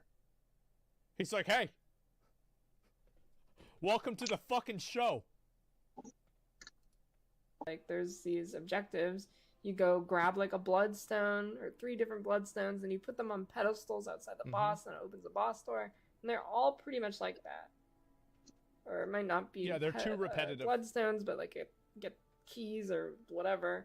All the same thing pretty much. And I felt like it kind of reused the same boss over and over again a couple times. I don't have a big problem with them reusing the same boss, especially in the context of this only being Act 1. I think that that's not a big deal because, like, obviously, like, I'm assuming that, you know, it's going to be this many bosses times like 4 or 5, however many acts the game has. So, like, I think, I don't know. There's one story boss. By the time I actually got to the boss in the story, I feel like I'd fought it like 4 times in the dungeons already. I don't even remember what it was. So the skill tree, I mean, I feel like it's pretty uninspired. It's pretty boring. I mean, you can choose 2 nodes on each of your abilities, which is like, I mean, in your ultimates, you don't even get a choice, really. And this is your ultimate skill. You just click 2 nodes to make it better. These, you get a choice from 2 different ones.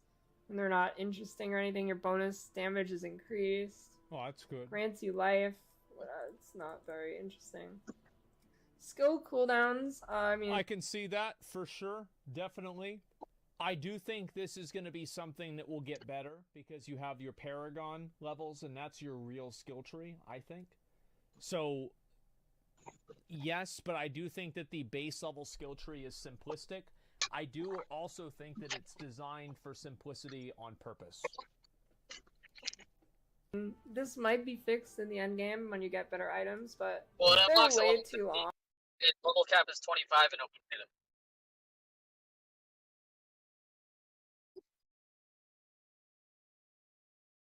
Ah, okay.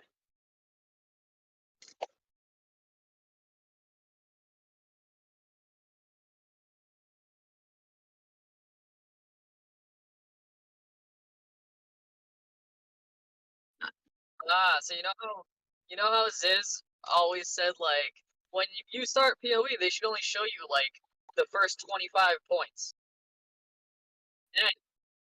Yeah, so I wonder if they're only showing you the little bit, and then you hit Paragon, and it's like a huge web.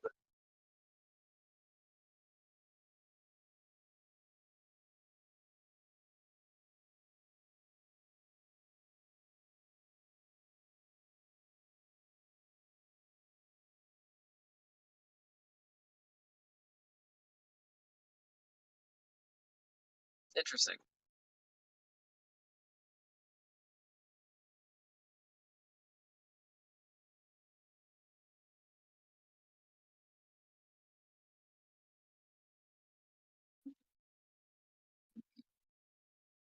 Ah, nice. Oh, I do that sometimes. No, I do it while you're on Uber.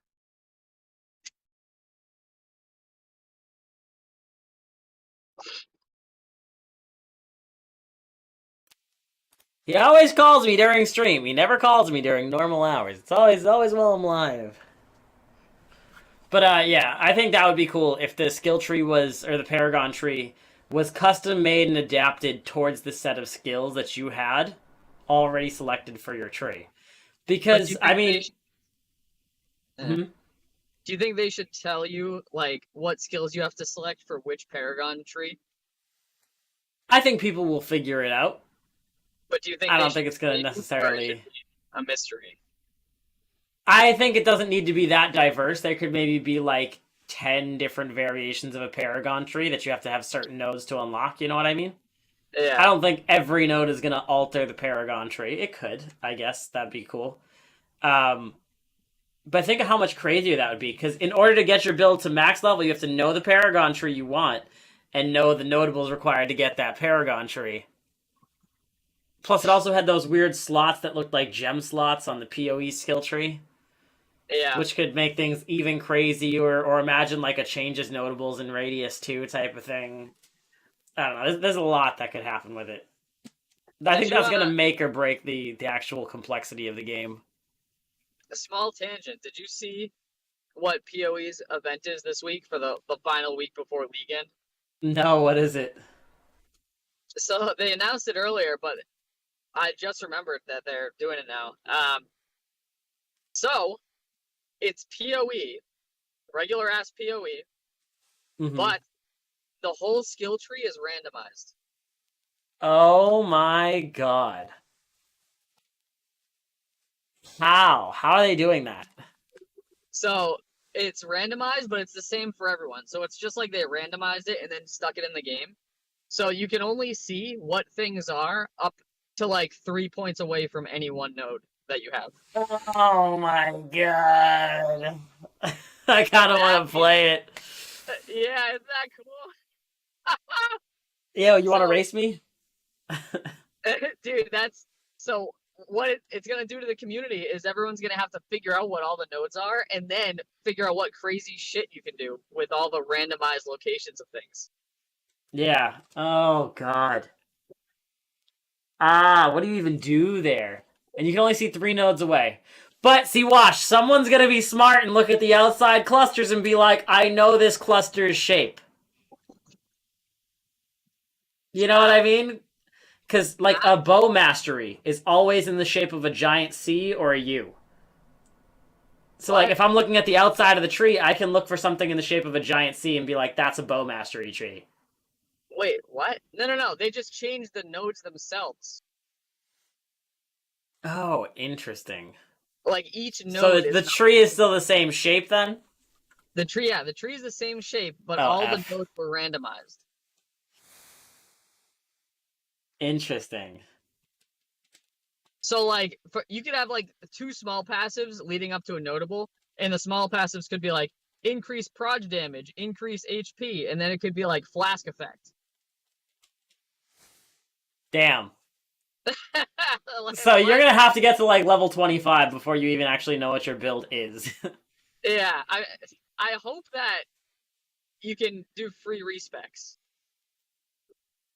Nah, imagine they make respecs dummy expensive. Dude, the whole community right now is probably... There's someone out there that has a master list of what everything is, and is either keeping it for themselves or giving it to everyone. Oh my god, yeah, we'll have to see. When does that event start? The event started already, or it hasn't started yet? It already started. Oh my god, we should try it. Let's try it out for a couple days, maybe on Friday. Yeah, that's some good content. Like, this is a 56-second cooldown, 23, 23, 13. It's an incredibly long cooldown for most of them. But there are some builds in Diablo 4 that revolve around having cooldown timers, as we've seen. I feel like they could be halved or something, and it still might even still be too long. But that could be fixed in endgame with items. That will... Yeah, I think you'll have CDR. There's a lot of items that already have CDR. I don't think that's going to be too big of an issue. Mm-hmm. Cooldowns. So, hard to say on that. Like, that's true. Like, PoE doesn't really have cooldowns. Like, the only cooldowns they really have are, like, fucking like Vol skills. PoE doesn't have cooldowns. Asmongold, come on, cast on crit. There's a whole server timing math stat sheet. So he is coming from the perspective of World of Warcraft. World of Warcraft, you have 2 minute to 5 minute to 10-minute cooldowns. Yeah. I mean, but to say there's no cooldowns, you know? Because he knows his viewer base is all World of Warcraft, so they don't understand, like, if they've never played PoE. Yeah. If they see, like, a 3-second cooldown, that's not a cooldown. So, oh cool, this skill is spammable. Yeah. Wow, there's, like, 30-second cooldowns are, like, common. And then there's, like, the 2, 5, and 10 minutes. That's kind of big. I'll see when I play it. I'll see when I play it. Yeah, that's why there's 40 like hotkeys. One other thing I'm just not thinking of. Yeah, basically Vol skills. Cast on crit, molten shell, focus. Feels really bad. I don't know why they're so restrictive. Molten shell, yeah. Having only a couple even skills that's like to be used does 4 seconds, not right? feel Like good. 5 seconds. Like, it's pretty fast. Doesn't leave you much options. Warcry's guard skills. Yo, I mean, half of his chat is just throwing them out there at this point. Yeah. It was really hard to want to spec into new skills, because, I mean, some of these are just like 50% damage reduction for 8 seconds. I never want to get rid of that. Barrier that absorbs 50% of missing health for 5 seconds and gives me a ton of regen. I never want to get rid of that. Movement speed. I never want to get rid of that. Yep. My ultimate, I never want to get rid of that. So I feel like it doesn't leave me too much room to like have other things in the build. Yeah, hopefully that's what legendaries fix, and that's also what things like your Paragon system fixes. That it gives you reasons to play the other spells. You don't want to have dead spells. Which is level 25. Mm-hmm. If something reduces 50% of the damage that you take, it will still, at max level, reduce 50% of the damage that you take. It will still be good. That's the way percentages work. Speaking of this movement speed one. Someone in the chat said, "Oh yeah, but having an additional 25 levels might fix that." I mean, to be fair, they're only giving you level 25, and she was like, "Yeah, I just can't get enough skills. This game sucks." You're gonna get a whole another 25 levels plus an entire new skill tree. I don't think that's movement skills in this game are and the Paragon terrible. system. Yeah. I think there's two. There's like yes, but it's very hard to compete with PoE's movement. I think PoE's movement is a little bit too much, maybe. PoE's movement is fun. Charge. Real fun. Oh yeah, fast and boys. they're both really bad. Long cooldown. So I tried to barely scale it really back moves in you. that league. But you do have a mini dash on your spacebar that you are free to use. I am a major fan of the mini dash. I am a mini dash roll enjoyer. I thought it was amazing in what do you call it, Lost Ark, and now it's like whenever I play an ARPG that doesn't have that, I feel like I'm RP walking everywhere. It's fucking annoying. So I mean that doesn't feel good having no movement skill. Maybe when you get the mount that'll feel better. Not sure. Yeah. Another thing which I can't believe the game doesn't have is there's no central minimap overlay. You either have it in this corner or you open the big map. That's it. Oh, she means like whenever you press tab in PoE and it shows you that overlay of the map. Yeah, I think that's true. That'd be cool if they added that. She's right. Health values. I'm not sure if there's a way to see your health value if I just can't find the option or if it actually doesn't exist, but I'm not sure. The only way to see the actual number 420 is to hover over it, as far as I know. I'd like to have it over my head, at least like a bar. Yeah. But I don't think you can do that. Yeah, I think that also like some of the like being able to see easily what your character's being affected with, like for example, like chill and like being frozen. Is there a status bar? Right here. Like you should never have an effect on your character that changes the way that you play your character without having some sort of indicator that that is happening. So there isn't a status bar? The visual, oh yeah, this is happening. Yeah, display debuffs. Yeah, display the debuffs. Let's see what's going on. So pause it for a second. This is another World of Warcraft thing. So the World of Warcraft UI is super, super, super customizable. And they do that so that you have a good time seeing all your shit. So a lot of players can drag their entire debuff bar, like they put it like almost in the middle of their screen, like off to the side, so they don't have to look all the way to the corner. Stuff like that. Yeah, no, that's probably the part I'm most excited for, is an entirely customizable HUD. That's sick. Every time that a game intentionally hides features and like functionality, it will make the game worse. Not every time, but in a lot of cases. But most of the time, yeah. No, he's not wrong. The inventory, it's kind of small. I feel like it fills up really quickly. The one benefit here is that you get multiple tabs, but obviously the equipment tab will be the one that's filling up most often. Yeah. Yeah, so I think gems should go in the consumables tab. Why? It's fucking annoying having to carry the gems. Every dungeon you do, you're going to be getting the same types of gems. Every single one. You're not going to be getting new gems. You're going to be getting diamonds. You're going to be getting sapphires. You're going to be getting rubies. It is fucking annoying to have 6 or 7 of my very limited slots in my equipment tab being held up for nothing. And if you think that's not a problem, then why do we not have potions in the inventory tab? Oh, that's right, because it sucks dick and you got rid of it. Wow. Do the same thing. Put the gems Do the same thing. F. on most things. Here's my overview / prediction. Oh yeah, that's right. I think the it sucks game's gonna be really good for the first time playthrough for the lore lovers. Oh yeah. Or like the hyper casual ARPG players. I think in my kind of mind, it seems like a one playthrough kind of thing. It seems like a normal, like a typical single player story based game so far. Obviously I know it's Act 1, so like of course that's what you're gonna think. Yeah, of course. Oh, it's an MMO light. But I don't really mean single player story based in the sense of literally single player. Yeah. I mean it's like a one-time experience you go through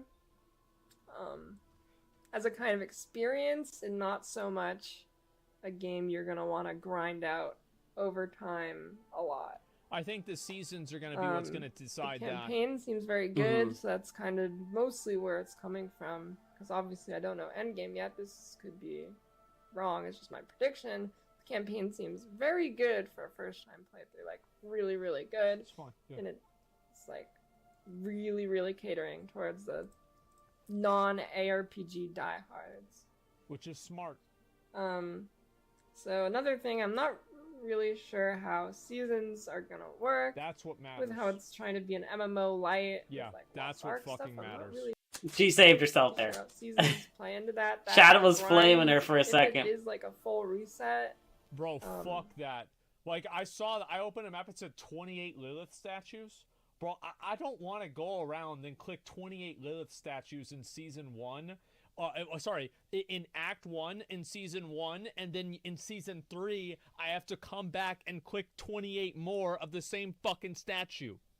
No, I don't want to do that. That's awful. You might not have to, though. Ugh. Then the grind could be, like, kind of weird to do it over and over again. You missed Season 2? Yeah, because I was tired of it. I didn't want to click the statues again. Rep grind here, you're, like, grinding all these different things in each zone. Yeah. This is fun once, and it's not fun twice.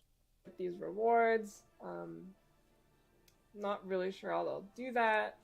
I wonder if they have like a don't do global league, kind of like PoE does. Plan of the longevity of the game, because resets are what drives ARPG longevity and replayability. But that's about it for now.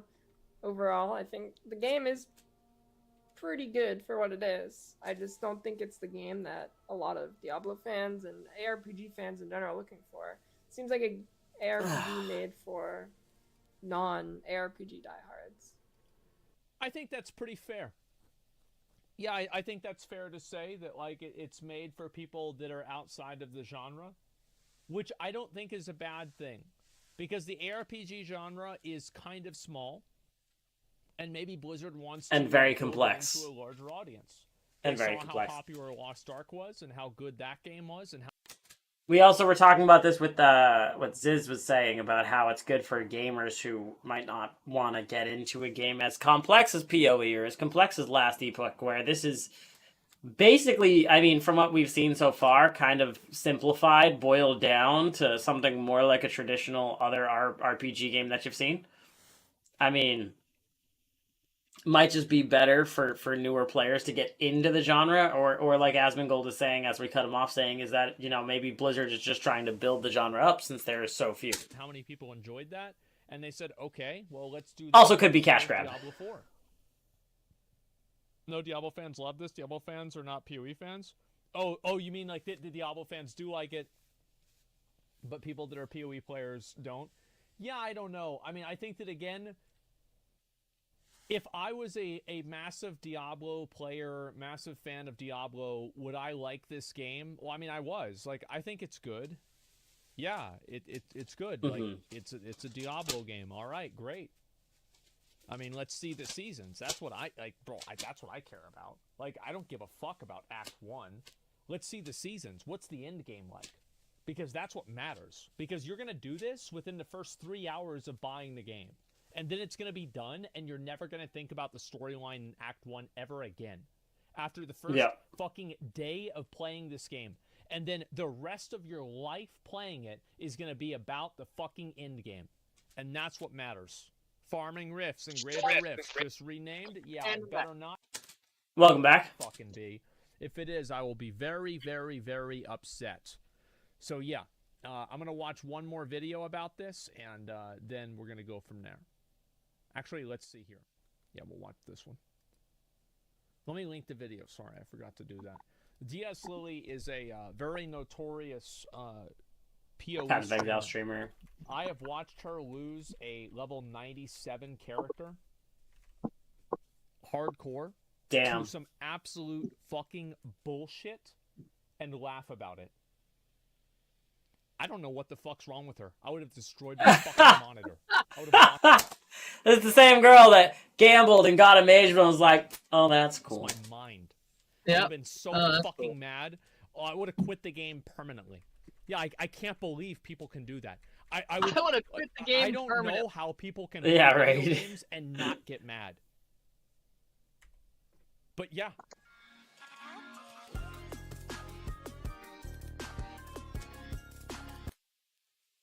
Yeah. No, that's basically all we have for Diablo 4 and Path of Exile. Dude, real quick, see if you can find the clip of Blizzard finding him clipping through the map. Asmongold versus devs or something. Versus devs.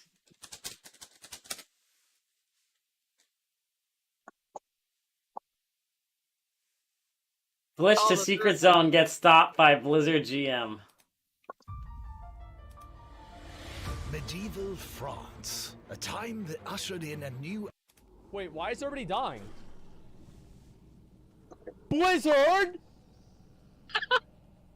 They literally killed us!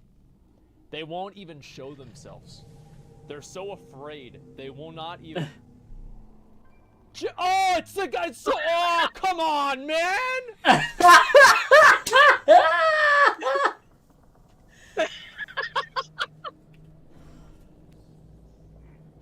Okay.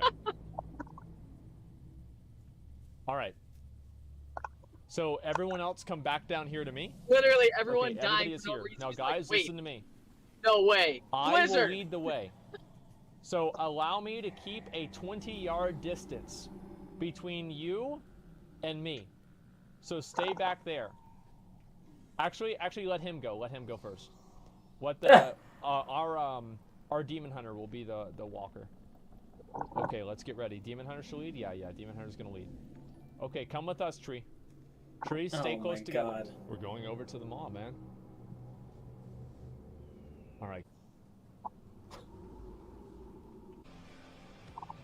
Okay, be careful. Be careful. All right, let's do it. What's over there?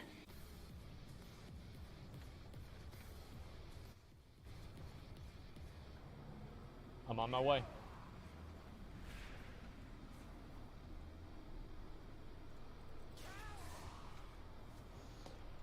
It's a long way over there, boys. How long is the video? It's a long fucking way This over video? there. I don't know Oh, if it's I'm gonna 36 minutes. Jesus Christ. Go towards the end.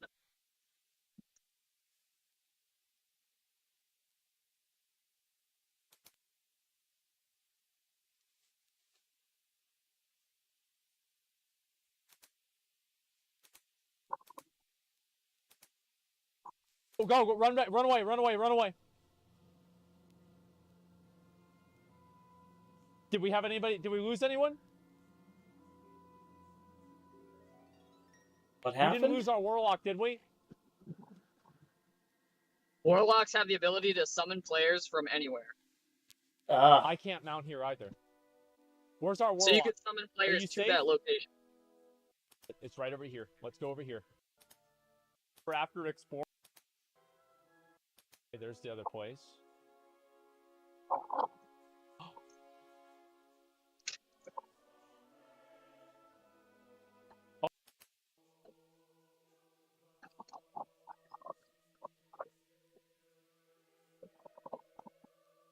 Oh, shit.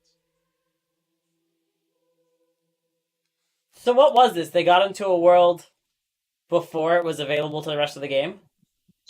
No, they went into classic World of Warcraft servers when it was in beta because that's Thrall's mother. They made classic WoW, which was just like the 2007 experience. We've got the chimeras flying around. It's kind of like old school RuneScape, but for World of Warcraft. Uh-huh. And turn up the graphic. They joined the servers and then found a way to clip through the wall or something, or through the floor in an area. There's a lich right there. And Asmongold is a huge streamer. He's got like 80,000 viewers at all times. So of course Blizzard found out, and then they went and found him. Okay, what's inside? Yeah. Okay, we'll go up to here. BRB.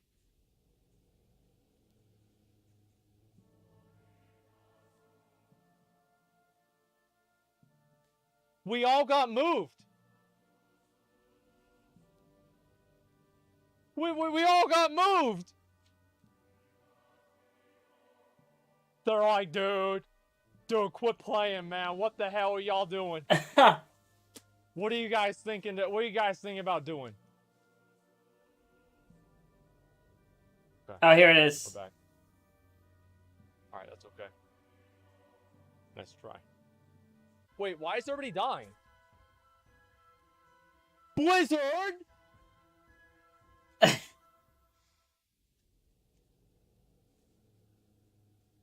They literally killed us! That's hilarious. What the Silent. Silent, bro. Can you Soulstone? Soulstone, fuck, dude. Who's our shaman? Who's our shaman? Quick. Wait, he's gone! Did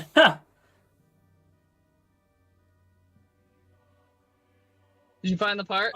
Yeah, I'm watching it right now. Ruined by Blizzard?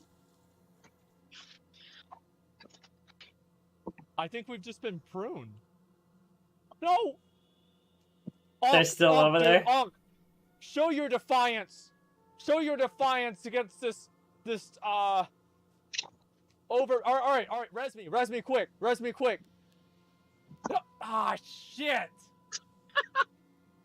Wow. Oh no! We should have waited for him, man. We should have waited for them to give up. Alright, guys, listen. You fought well. But unfortunately, the long dick of the law has come. The long dick of the law. And decided to fuck us. Blizzard, can you at least show up? Hey, put in GM here or something so we know it was you. I want to see it. Can you make me a giraffe? Can you make me a giraffe? They won't even show themselves. They're so afraid. They will not even... Oh, it's the guy. Oh, come on, man! He says GG.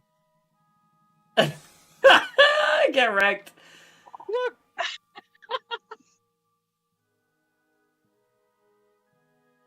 Yeah, wow, how fair. Wow, how fair. Lol.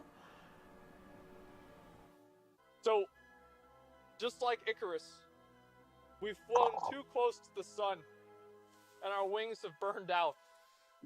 And here we all lie dead on the ground. Gentlemen, boys and girls, what an incredible fucking adventure. That's pretty cool. That's pretty cool. So, you know how he said, can you make me a giraffe? Yeah. They've done shit like that in the past just for fun. Like, they've shown up in public areas and summoned, like, raid bosses.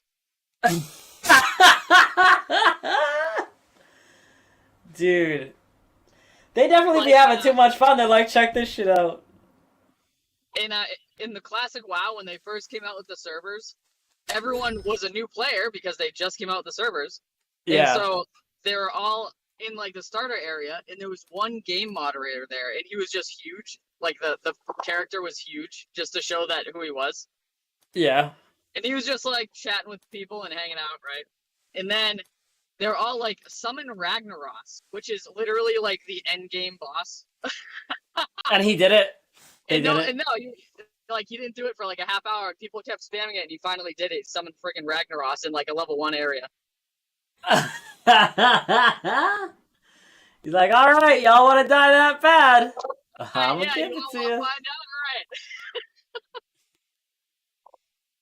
out, all right, that is gonna be it for this stream. We had about 9 minutes until noon, anyways. And we're out of Diablo 4 videos to watch. So either we're gonna start going down the WoW tunnel today, or we're gonna call it here and save that for when we actually start going down the WoW tunnel.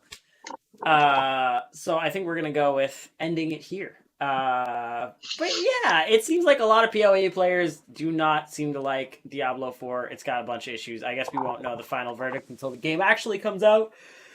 But just from the beta, it is not looking very promising. Blizzard has fumbled yet another game. But what's the other one they're coming out with later this year? It's not a new StarCraft game. It's you know what I'm talking about? It's an MMO space game. What is? Blizzard's coming out with a new game later this year. No, they're not. It's a space MMO. 2023. It's supposed to be coming out. Blizzard? I don't think so. I thought it was Blizzard.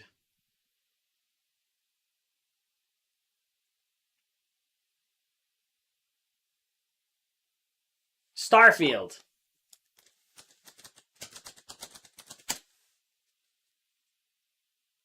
Who's it by? Oh, Bethesda, not Blizzard. I don't know why I thought it was Blizzard. Yeah, Bethesda's coming out. They got StarCraft, and now they're coming out with Starfield.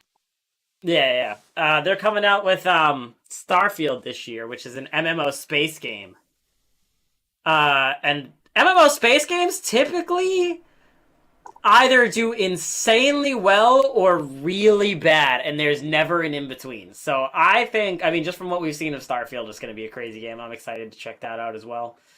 2023 is a good year for anime. It's a good year for video games. It's just generally a good year to stay inside. Don't go outside. Global warming and all that. Stay inside. It's fine. Just exist indoors. Yeah, global warming and all that. Yeah, it's just too much to deal with. Stay inside. Deal with all these new releases coming out. And have a good year. But yeah, that's going to do it for me today. Thank you guys so much for hanging out. And I will catch you guys on the next one. And we are no longer live.